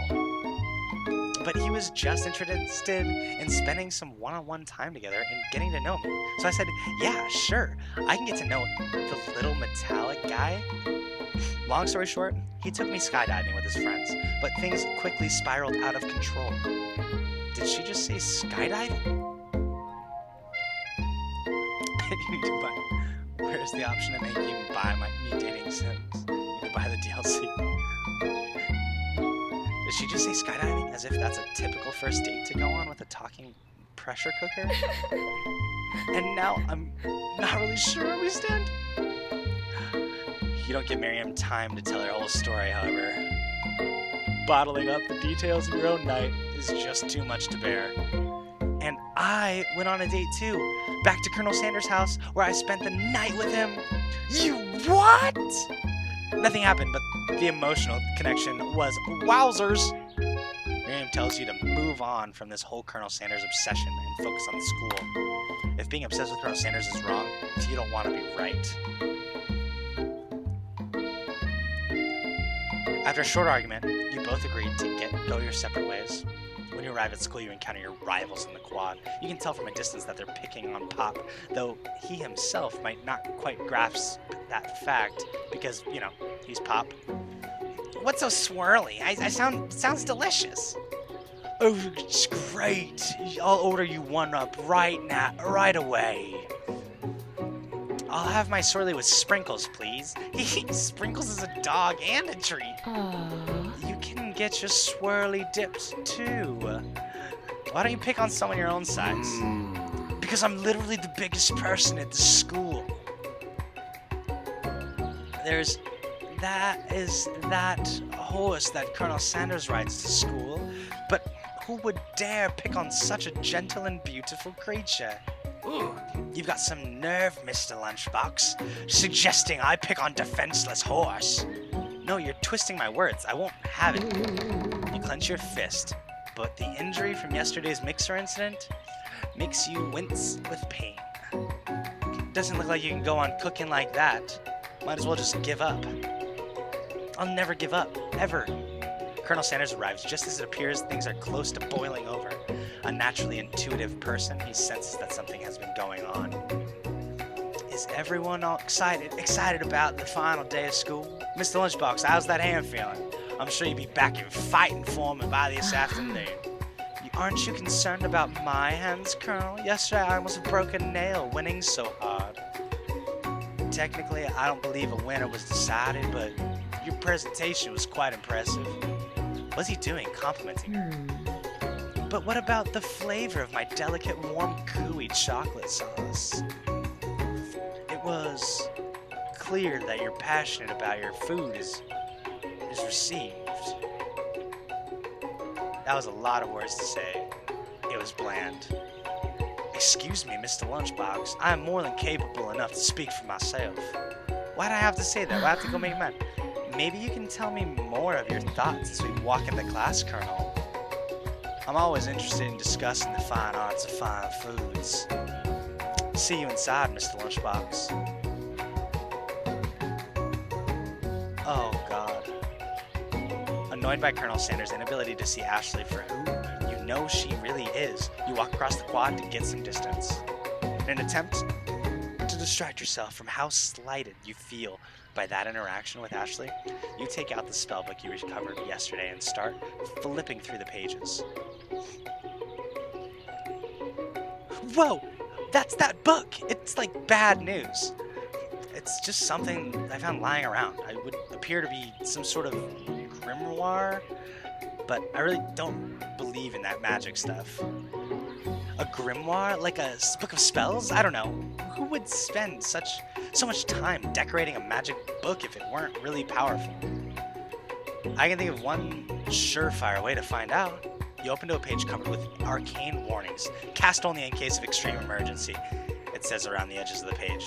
I can use the spell here that says it will erase anyone who I choose from all my memories. If I scrub out Colonel Sanders, it would probably help me focus better on the upcoming final exam. That is way drastic. You couldn't do something else. You could do something else, like anything else, like Not rooted in dark magic. Maybe tie a string around your finger. Okay, fine, it is drastic, but desperate times call for desperate measures. You've got a memory erasing spell sitting right in front of you, and a pretty good excuse to try it out. I'm not gonna do it. You take your friend's advice and put the book away. It's almost time for class. Should I have done it? Sprinkles is already in the room, waiting for the students to arrive. He clears his voice to make a quick announcement. I want you all to know, I feel something of a dog moment coming on, but I assure you, it's nothing to be afraid of. His cute little nose scrunches up and he begins to breathe quickly. He must be hungry. Reach for some old homework to give him as a snack. Dogs can be rather unpredictable, especially Sprinkles. Wait to see what happens, yeah. Sprinkles stops in his tracks. He focuses in on the window. The room is deadly silent. When you follow his gaze, you see a tiny orange squirrel perched on the cherry tree outside. Sprinkles turns feral and runs to the window of the classroom. He begins barking uncontrollably at the squirrel outside. Terrence! I told you never to come back here! Terrence! I'll destroy you, Terrence! Sprinkles is barking ferociously, drool flying off his face. The squirrel looks over, but he doesn't say anything back. You wonder, is that even a talking squirrel who named him Terrence? Who named him Terrence? You better not show your chubby cheeks around here ever again. After Sprinkles is satisfied that his presence has been felt by not only Terrence, but any other squirrel in hearing distance, he returns to his professional tone. Ahem, apologize for the outburst. This actually brings up an important point. Thank you, Mistalunchbox, for reminding me to dole out this indispensable bit of wisdom, you see. But before he can go any further, Miriam's love drama spills over into class. Sprinkles is interrupted by whirs and sparks coming from the back of the room. I told you to save it for after class. Psst, psst. You think I wanted to be thrown from a plane strapped to a stranger? Miriam and Clank appear to be arguing, but you still haven't learned to speak Clank's language of mechanical noises. But no, you had to show off to your cool kid friends, Jeff and Joan. J&J forever. Watch us form a triangle in midair as we descend.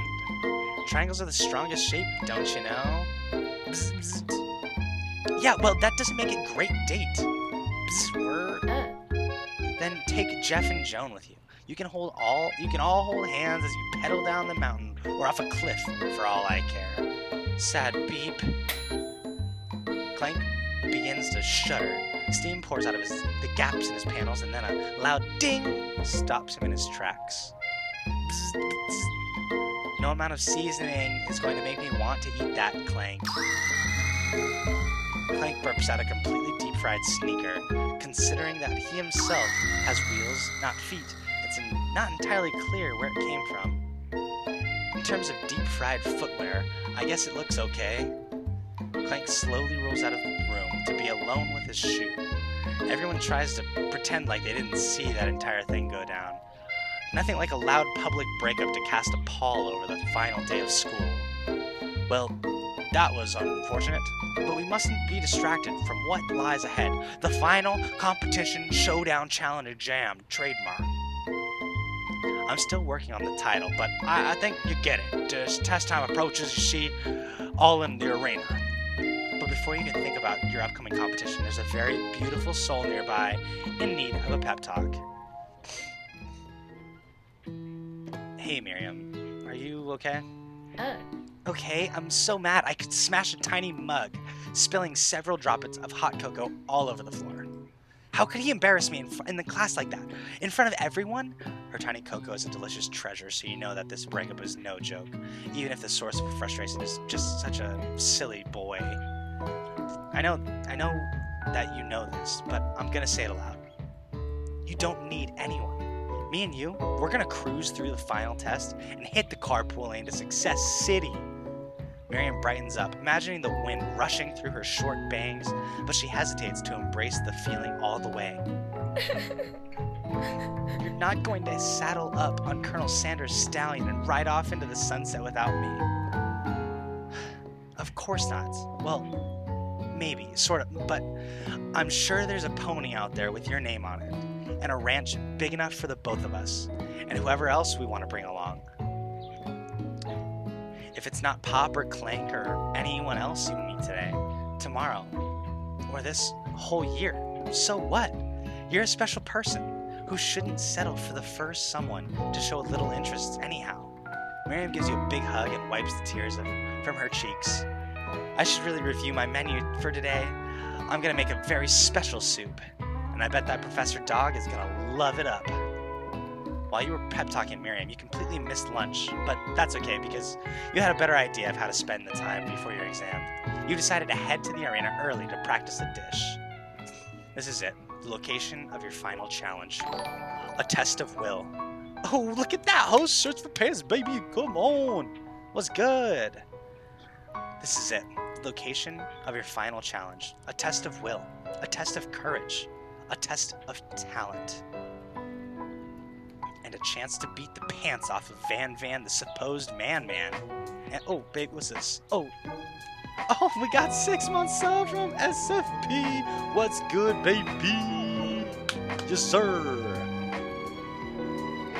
And a chance to beat the pants off of Van, the supposed man, and his eviler counterpart, Ashley. As you planned, you begin to run through a quick test of a recipe you've been working on. Mistalunchbox's famous chicken pot pie. Full moon sub badge pog. Oh baby, is that what it is, young? Hit that 6 months, bro. After practicing for months, making this dish comes second nature to you. And you're able to quickly get a fresh pot pie in the oven. But as soon as you do, your cram session is interrupted by Colonel Sanders. Mr. Lunchbox, what are you doing here? There's still time before the final exam. Oh, just taking it all in. I'm big into visualizing success. I'm looking at my station and picturing victory. The pot pie has begun to bake and the smell is slowly filling the space around you. Visualizing, huh? That's too bad. I was hoping you were here cooking something delicious. You'd usually happily share your food with anyone who was hungry, but the last time you let Colonel Sanders get in your head, it cost you a cook-off. You decide that it's time to put your cooking above your romantic desires. But that decision gets hard to stick to when the oven timer goes off behind you. Ignore it like there's no sound at all. Fess up about your practice dish. Quite nice, also a handsome Colonel Sanders. Colonel Sanders is so fine. He is wrecking my mind. What do I do here? Ignore it like there was no sound at all? Fess up about your practice? I'm gonna fess up. Okay, you got me. I'm doing a little bit more than visualizing. I know, my nose can smell a pot pie from 400 yards. That's an oddly specific distance, but you'd expect nothing less from such an oddly specific man. You knew it was a pot pie just from the smell? Not just a pot pie, but a chicken pot pie with an all-butter crust. And my nose is telling me something else. Oh no, is it burning? No, I can smell that it was made with a heaping helping of tender love and care. But it'll probably start burning any second if you don't pull it out. The moment of truth. Wow. It's the best pot pie I've ever tasted. I've always loved country cooking and I could eat this all day. There's no time left. The final showdown is about to begin. Sprinkles lays down the ground rules. There are no rules. That is, except to cook with everything you've got. You step up to the cook-off of a lifetime. You decide that mac and cheese plus the pot pie you've been practicing are just the dishes that'll push you over the edge to victory. Meanwhile, both Van and Ashley are prepping wildly elaborate dishes per their usual over-the-top selves. Miriam has her giant magnifying glass and several sets of tweezers. She's definitely prepared to go big, going small. Colonel Sanders seems to be harnessing his 11 herbs and spices, but he's trying to find a way to improve on something perfect. His original recipe, fried chicken. The intensity in the room is starting at a full 10 out of 10, with a frenzy in action. Everyone is calling out really cool special cooking moves as they prepare their food. Wow, This is getting serious. Colonel Sanders batters his chicken as it levitates him through the air. Hey, Wash!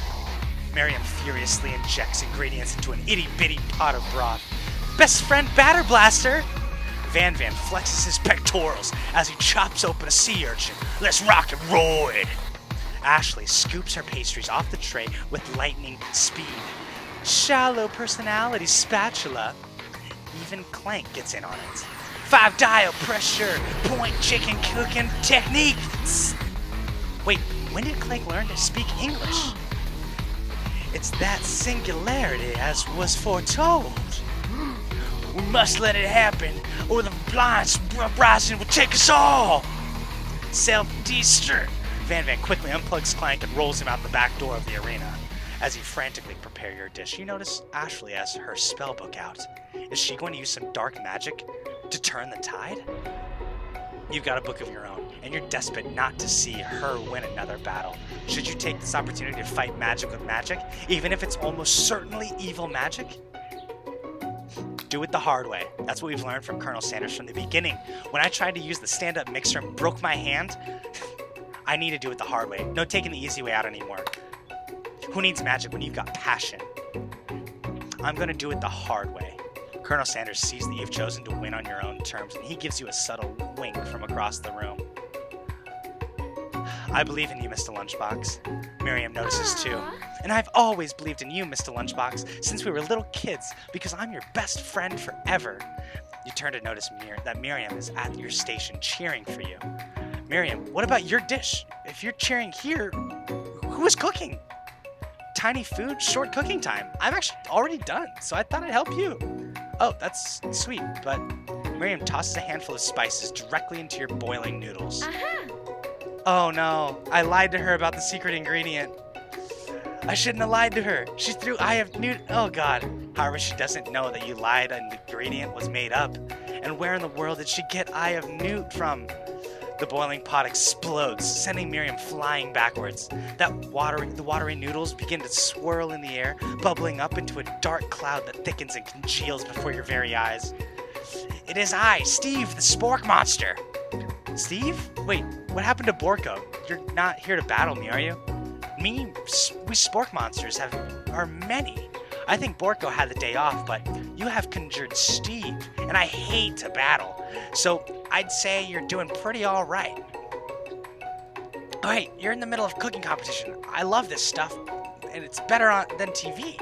You crazy kids and your culinary skills really impress me. Mind if I hang out? I'm sorry, Steve, but I'm kind of in the middle of something. Do you mind? Steve the Spork Monster noticed that you got the grimoire stashed beneath your cooking station. I see what you're up to. Crisscrossed some magical items and accidentally summoned me, huh? Yeah, you guessed it, sorta. If you're here, would you mind tossing me some fresh noodles in a pot of salted water? I'd love to. I've always wanted to be a top chef, actually. You know, when I was just a little spork pup back in the old country. You can feel Spork Monster winding up to tell a very long and involved story. You don't know exactly where they came from, but it seems like it was probably lonely there. Actually, you know what? Maybe you should watch from the stands. I really need to focus on this competition. I understand. It's kind of like that time in monster school that I had fallen asleep during scare tactics class, and when I woke up, you toss a serious stare at Steve, and he takes the hint. Thank goodness. Never mind. I'll tell you later. Good luck. Having suffered this huge setback, you don't know how you could ever win. You summon extra power from deep down within yourself. Give up and drop out of culinary school? Not a chance, baby! I can do this. I have what it takes. I came here to win. Your hair turns mac and cheese orange as culinary energy flows through your body. My heart is pure, my hands are steady, my taste buds have been preparing their entire lives for... Yes, Mr. Lunchbox, you are the chosen one, you will avenge me. The power you've been summoning immediately fades back out. You're interrupted by inspiring monologue. You interrupted my inspiring monologue. Sorry. My heart is pure, my hands are steady, my taste buds have been preparing their entire lives for this moment. I will show the world my cookery. You begin to levitate off the ground. Energy courses through your body. You know that with this power, you can do anything. Except turn back time, which would be super useful because while you were powering up, your chicken pot pie overcooked in the oven and can't be served. But don't worry, dear Mr. Lunchbox. You may have suffered some setbacks, but all is not lost. Impressed with your fortitude, Colonel Sanders decides that you have earned his support. I've been watching you today, and I must say, I'm truly impressed. You've been thinking on your feet and rolling with the punches. He steps up to your station and stands right beside you. I'm here to help. All you've managed to make is mac and cheese, and time is almost up, so you're gonna need it. But Colonel Sanders, what about the test? What will happen to you? What about the rules? Following the rules has never really been my thing. I follow my heart. What a guy. Colonel Sanders unfolds a delicate white towel to reveal the most delicious fried chicken tenders you've ever laid your eyes on. And besides, sometimes unexpected combinations can have surprising effects that surpass their individual efforts. Are you suggesting if we combine forces, we can form the perfect food union? Time's up, students! With time expired, it's the moment everyone has been waiting for. You must now prepare to present your dishes. A handful of students stand tall, but the class seems incomplete. It seems we're missing some students. Pop, clank. From off screen, you hear a pure and innocent giggle that can only come from one student. I'm flying! It sounds like it's coming from that broom closet over there.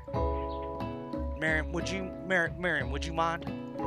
Inside of the closet, you see Pop hanging on a broom hook by the elastic of his underpants. Pop, get down from there right now. Let me guess, did Van have something to do with this?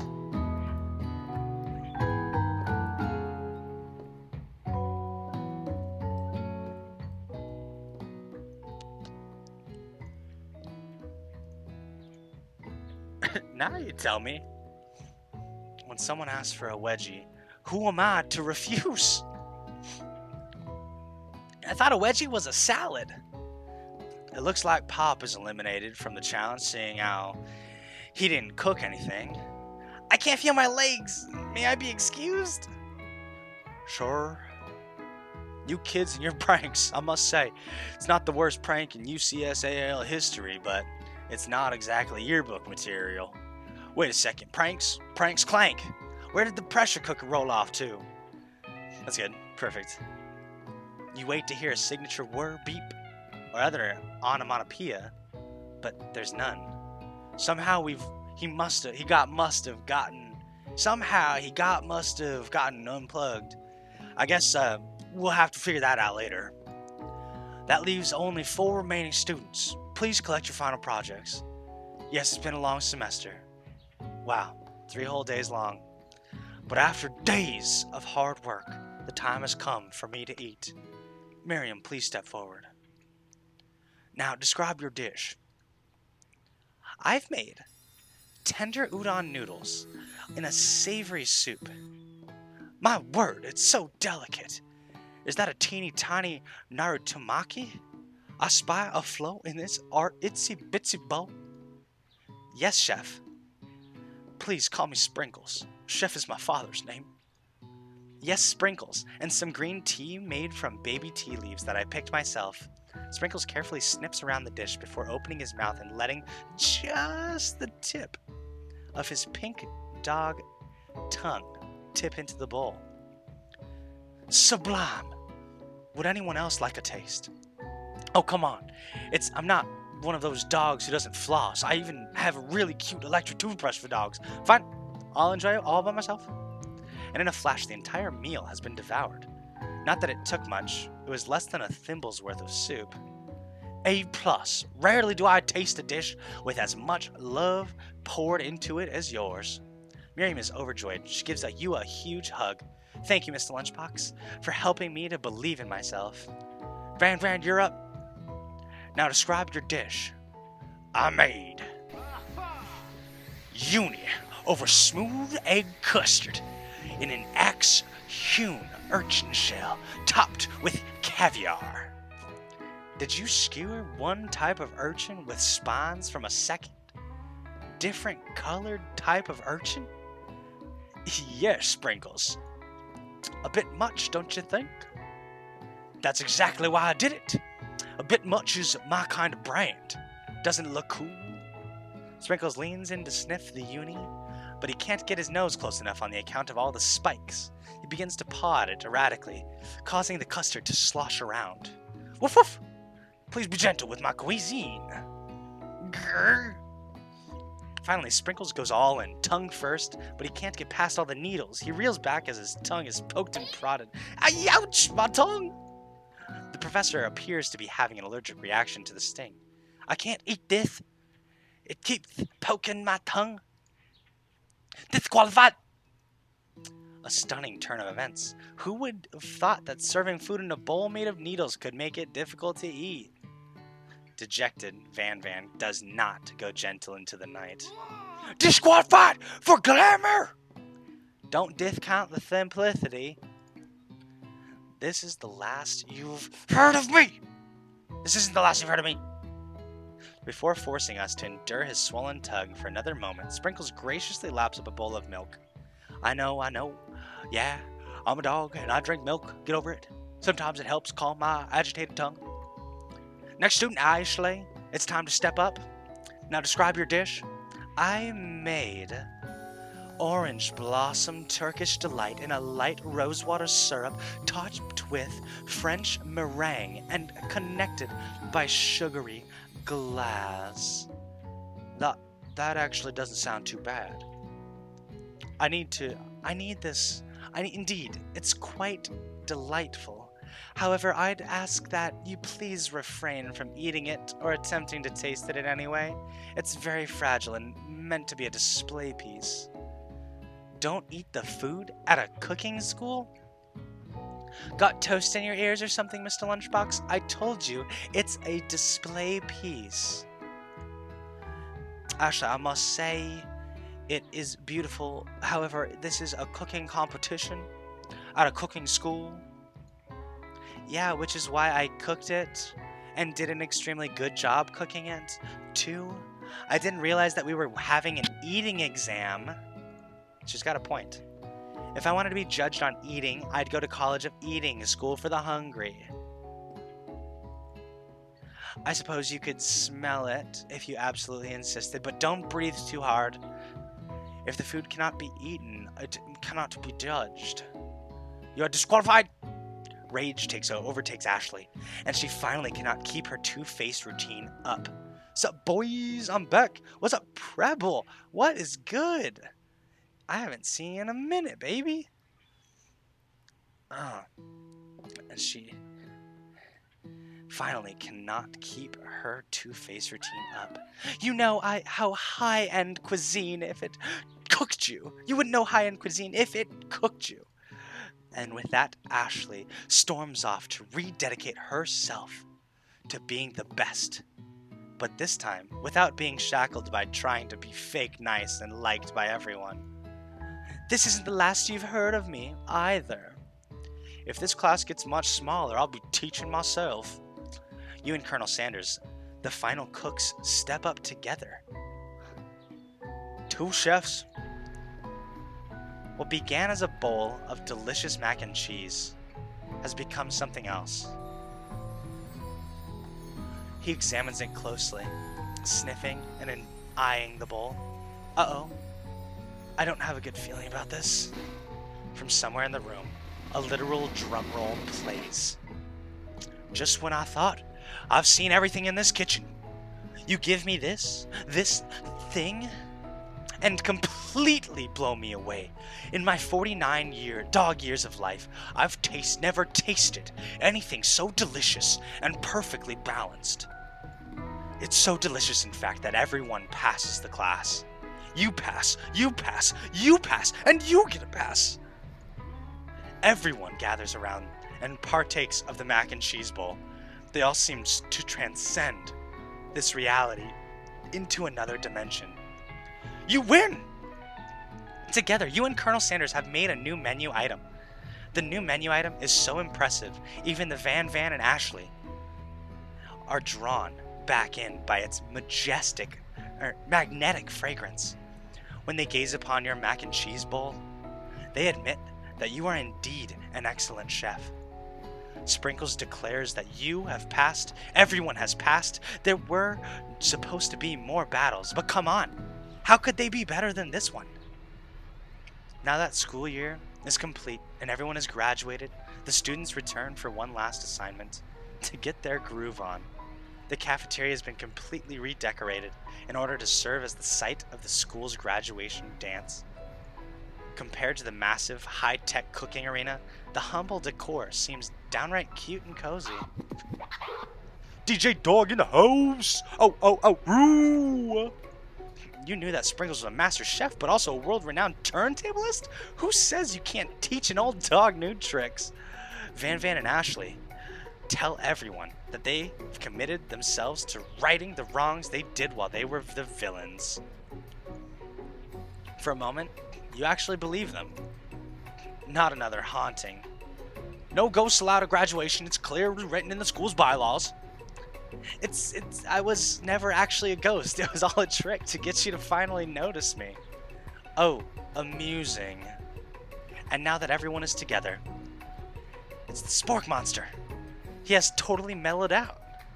Everyone, the Spork Monster is no more. From here on, I'd prefer that everyone refer to me by my new name, Party Monster. Student tries to finish what he had to say, but everyone is too wrapped up in talking to Sport. Sorry, Party Monster. Oh, baby. Oh, followed by SP Gang, we thank you, baby. Dejected student walks off. Maybe things didn't work out for Miriam romantically, but she found the love in her cooking. And you know she's gonna do great. A red carpet rolls out across the floor of the ballroom. It's like a Hollywood movie premiere. Who could command such an entrance? It's Pop!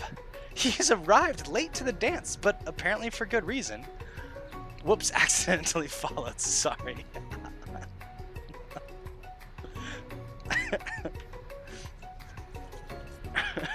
I'll just go ahead and unfollow if that's alright. Later. Deuces Gaming.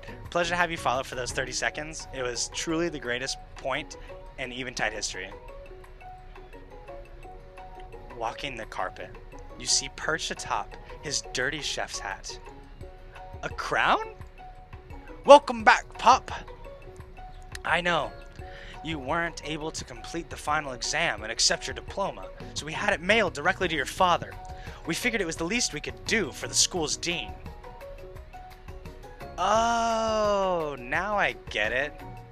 And we get a new wing on the school, not to mention the honor of educating the son of the chancellor of such and such.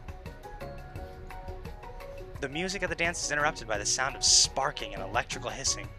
It's Clank, who has arrived late to the dance. Now that I have graduated, I can reveal my truth. Whoa, he's still doing the talking thing. I am Clank, and I am not of this earth. I'm actually from a faraway planet in another dimension. What?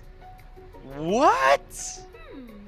I actually feel like I knew it the whole time.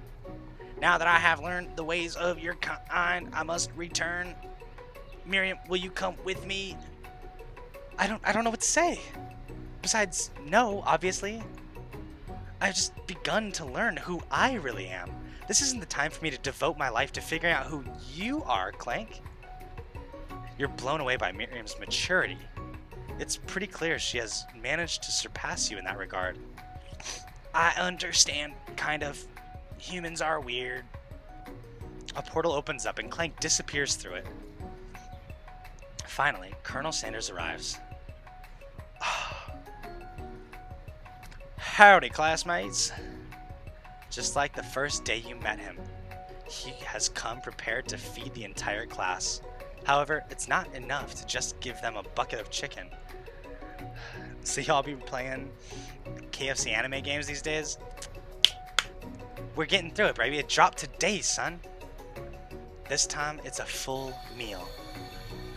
I didn't get to be the most famous chicken man in the history of chicken and man by not reminding people to go out and buy my chicken. The end? Question mark? No, it's not the end. As everyone feasts on their delicious chicken dinner, Colonel Sanders finds you sitting at the edge of the dance floor. Mr. Lunchbox, what are you doing sitting all alone? Oh, you know, just waiting for the right person to ask me to dance. I wonder, might you tell me what are the qualities that you would expect to find in such a lucky person? Off the top of my head, oh, I don't know, a spicy musk, a tidy goatee, and a degree from the University of Cooking School Academy for Learning, just to name a few. It is truly my lucky day. Would you dance with me? Yes, I would love to. As you glide across the dance floor, hand in hand with Colonel Sanders, the future stretches out in front of you. And once my 100th franchise is up and running, I'll be ready to take a day off. And I'll be so glad to spend it together with you, Mr. Lunchbox. How sweet, we'll work together and play together. Colonel Sanders stops dead in his tracks. Work together? Well, I think this is something I'll just need to do by myself. But who will help you run your restaurants? I don't believe I need help. Besides, based on your time at school here, do you really think running restaurants is your best path forward? Could it be you found a love connection but failed to earn Colonel Sanders' respect as a chef? Can you live with only half of him? Will you be able to endure sharing him with his other love, the life of an entrepreneur? I suppose I could enroll at pastry school? Oh my dear Mr. Lunchbox, I'm sure that you'll find your place eventually.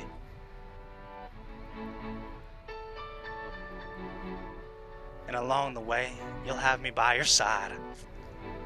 The end. He's gonna be by my side. I've gotten him. We're together. We're together. He doesn't respect me as a chef. Fine. Fine. I wasn't a good chef. So what? But we love each other.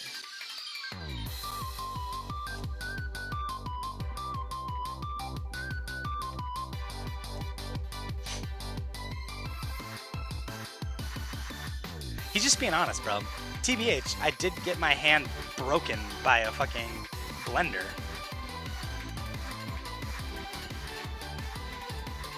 You think I got the bad ending?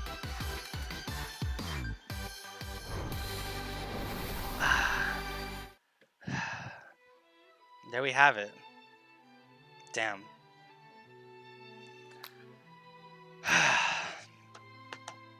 That's all, folks. Roll the credits. Oh, there's only 6 people that worked on this game. Super text mesh, okay. The Food Illustrator did a fantastic job. Shouts out to Stephanie Strominger. Background artist, Matthew Vince and Russell Easinov. It's a great job. Yeah, shouts out to all the developers that did this game. Made a great thing. It only takes up half a page, I know. That's it. Well, that's that, folks. We made it through the I Love You, Colonel Sanders, a finger-licking good dating simulator. I hope you enjoyed it as much as I have.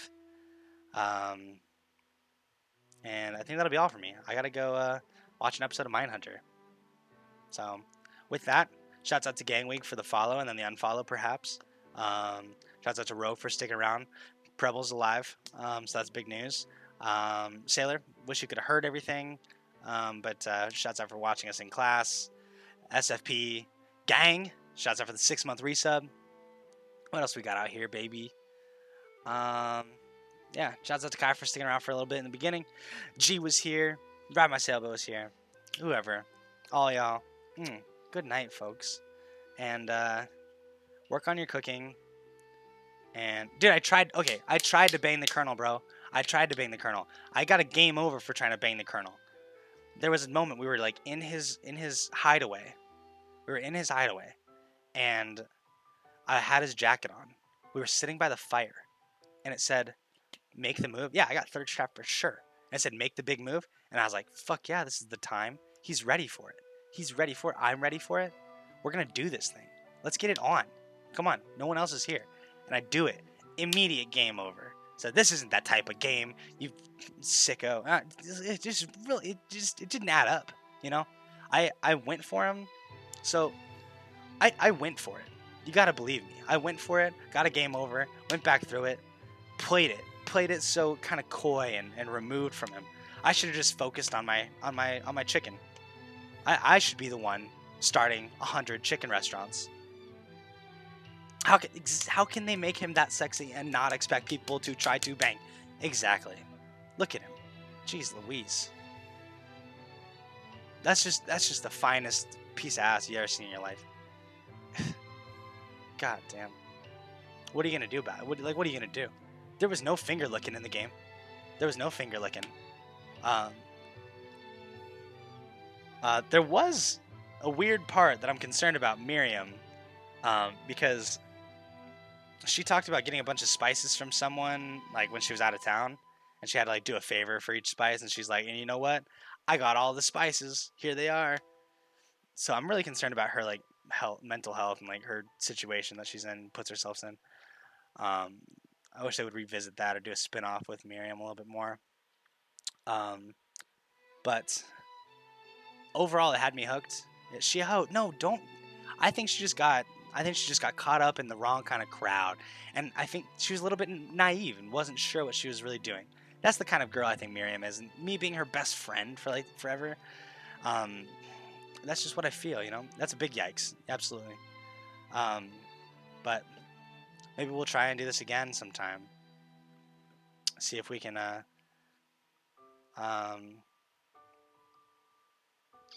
clap some Sanders cheeks, you know. We'll see. But till then, I say goodbye. I say I love you. I say I love you, Colonel.